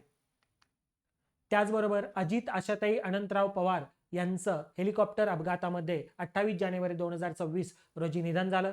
दिल्लीमधल्या VSR व्हेंचर्स प्रायव्हेट लिमिटेड या कंपनीच्या मालकीच्या बॉम्बार्डियर लिअरजेट 45 या बिझनेस जेटमधनं प्रवास करताना, लँडिंग करताना त्यांचा अपघात झाला. त्यांचा जन्म अहिल्यानगर जिल्ह्यामधल्या राहुरी तालुक्यातल्या देवळाली प्रवरा इथला आहे. बारामती तालुक्यामधलं काटेवाडी हे त्यांचं मूळ गाव. शरद पवार यांचे बंधू अनंतराव पवार यांचे ते सुपुत्र होते. महाराष्ट्र एज्युकेशन सोसायटी हायस्कूलमध्ये 12वी पर्यंत त्यांनी शिक्षण पूर्ण केलं. पदवी त्यांना पूर्ण करता आली नव्हती. 82 मध्ये ते राजकारणामध्ये आले. श्री छत्रपती सहकारी साखर कारखान्याच्या संचालक मंडळावर पहिल्यांदा त्यांची निवड झाली.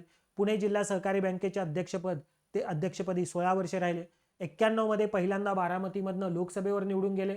परत काकांसाठी राजीनामे दिला आणि विधानसभेची निवडणूक लढवत राजकारणामध्ये प्रवेश केला. बारामती मतदारसंघातनं एकूण 8 वेळा ते विधानसभेवर निवडून आले होते. त्याचबरोबर आपल्याला माहिती पाहिजे राज्यमंत्री म्हणून, कॅबिनेट मंत्री म्हणून त्यांनी काम केले. 2010 मध्ये पहिल्यांदा उपमुख्यमंत्री पदाची शपथ त्यांनी घेतली होती आणि राज्याचे 8वे उपमुख्यमंत्री त्यावेळी ते ठरले होते. तब्बल 6 वेळा त्यांनी उपमुख्यमंत्री पदाची शपथ घेतली. तर अर्थमंत्री म्हणून तब्बल 11 वेळा त्यांनी अर्थसंकल्प सादर केला आहे.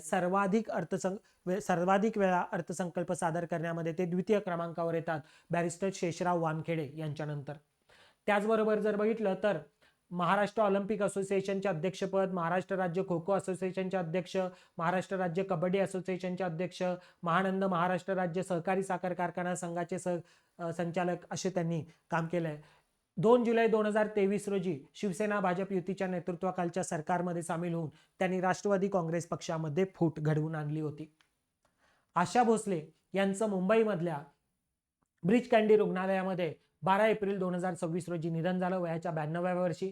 त्यांचा जन्म सांगलीचा आहे. आपल्याला माहिती पाहिजे की माझा बाळ या मराठी चित्रपटात पहिलं गाणं त्यांनी चला चला नव बाळा हे गायलं होतं. चुनरिया या हिंदी चित्रपटामध्ये सावन आया या गाण्याद्वारे त्यांनी बॉलिवूडमध्ये पदार्पण केलं होतं. त्याचबरोबर 20हून अधिक भाषांमध्ये 12,000हून अधिक गाणी त्यांनी गायली. सर्वाधिक स्टुडिओ रेकॉर्डिंग्स असलेली म्हणजे सर्वाधिक स्टुडिओ रेकॉर्डिंग्स गाण्याचा गिनीज बुक ऑफ रेकॉर्ड्समध्ये त्यांची नोंद आहे. बॉय जॉर्ज, फॅटबॉय स्लिम अशा आंतरराष्ट्रीय पॉप कलाकारांसोबत देखील त्यांनी गायनाचं काम केलं. You are the one for me या गाण्यासाठी ऑस्ट्रेलियन क्रिकेटपटू ब्रेट ली याच्यासोबत टायअप केलं होतं. आशा की आशा हा ऑनलाईन टॅलेंट शो देखील त्यांनी आयोजित केला होता. आपल्याला माहिती पाहिजे की गोरिल्लाज हा जो ब्रिटिश ब्रँड आहे त्यांच्या द माउंटन या अल्बमसाठी त्यांनी द शॅडोई लाईट नावाचं अखेरचं रेकॉर्ड केलेलं गाणं आहे. माई हा त्यांचा एकमेव अभिनय असलेला चित्रपट आहे. आशाज नावाची जागतिक रेस्टॉरंट साखळी देखील त्यांनी स्थापन केली होती. त्यांना मिळालेले पुरस्कार फार महत्त्वाचे आहेत.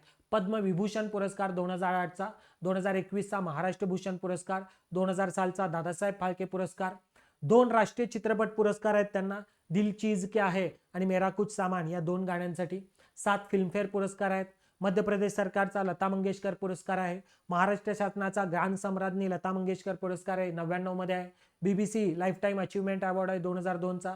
लेगसी या अल्बमसाठी ग्रॅमी पुरस्कार नॉमिनेशन त्यांना मिळालं होतं. तर you have stolen my heart या अल्बमसाठी देखील नॉमिनेशन 2दा, म्हणजे एकूण 2 वेळा ग्रॅमी पुरस्कार नॉमिनेशन त्यांना मिळालं होतं. त्या जिंकलेल्या नाहीये. पंडित हृदयनाथ जीवन गौरव पुरस्कार 2013, लता दीनानाथ मंगेशकर पुरस्कार 2023 आणि बंग विभूषण पुरस्कार 2018 असे पुरस्कार देखील त्यांना मिळालेले आहेत. अशा प्रकारे सर्व चालू घडामोडी तुम्हाला गट क साठी रिवाइज करायचे असतील केवळ आणि केवळ 18 तासांमध्ये, तर धुरंधर बॅच जॉईन करा बिंग ॲस्पिरंट या ॲपवर. करंट अफेअर्स रेग्युलरली केलं पाहिजे आणि त्यासाठी जर बघितलं तर परिक्रमा समरी ही वार्षिक बॅच घ्या. दर महिन्याच्या सेक्शन वाईज करंट अफेअर्स त्याच्यामध्ये मी कव्हर करतो आणि जर बघितलं तर त्याच्या PDF देखील तुम्हाला मिळतात. त्या PDF तुम्ही काय करू शकता, किती वेळा बॅच व्हॅलिडिटी असूपर्यंत तुमच्या मोबाईलमध्ये टॅबमध्ये तुम्ही स्टडी करू शकता. त्या PDF अंडरलाईन केलेल्या, स्टार केलेल्या आहेत, तिथं मेजर पॉईंट मी स्टार केले आहेत. तर अशा प्रकारे दर महिन्याच्या करंट अफेअर्स केवळ 8-10 तासामध्ये तुम्ही कव्हर करू शकता परिक्रमा समरी या बॅचमध्ये. ती 6माही स्वरूपामध्ये देखील उपलब्ध आहे बिंग ॲस्पिरंट या ॲपवर. येणाऱ्या सरळ सेवा, गट क परीक्षांसाठी करंट अफेअर्स प्रश्नोत्तराच्या रूपामध्ये तुम्हाला जर स्टडी करायची असतील तर चालू घडामोडी 1 लाइनर बॅच देखील उपलब्ध आहे. त्याचबरोबर केलेल्या करंट अफेअर्सची रिव्हिजन करायची प्रश्नोत्तराच्या MCQ फॉर्मॅटमध्ये दर महिन्याच्या 350+ प्रश्नांची रिव्हिजन तुम्हाला करता येईल परिक्रमा सराव प्रश्नसंच या बॅचमध्ये. या बॅचला सर्वांनी एनरोल करा आणि तुमच्या यशाचा मार्ग सुकर करा. अंतिम महारिव्हिजन गट ब पूर्व परीक्षेसाठी अंतिम महारिव्हिजनचा पार्ट 1 आपण इथं पूर्ण केलेला आहे. भेटूया पार्ट 2 मध्ये लगेचच. धन्यवाद.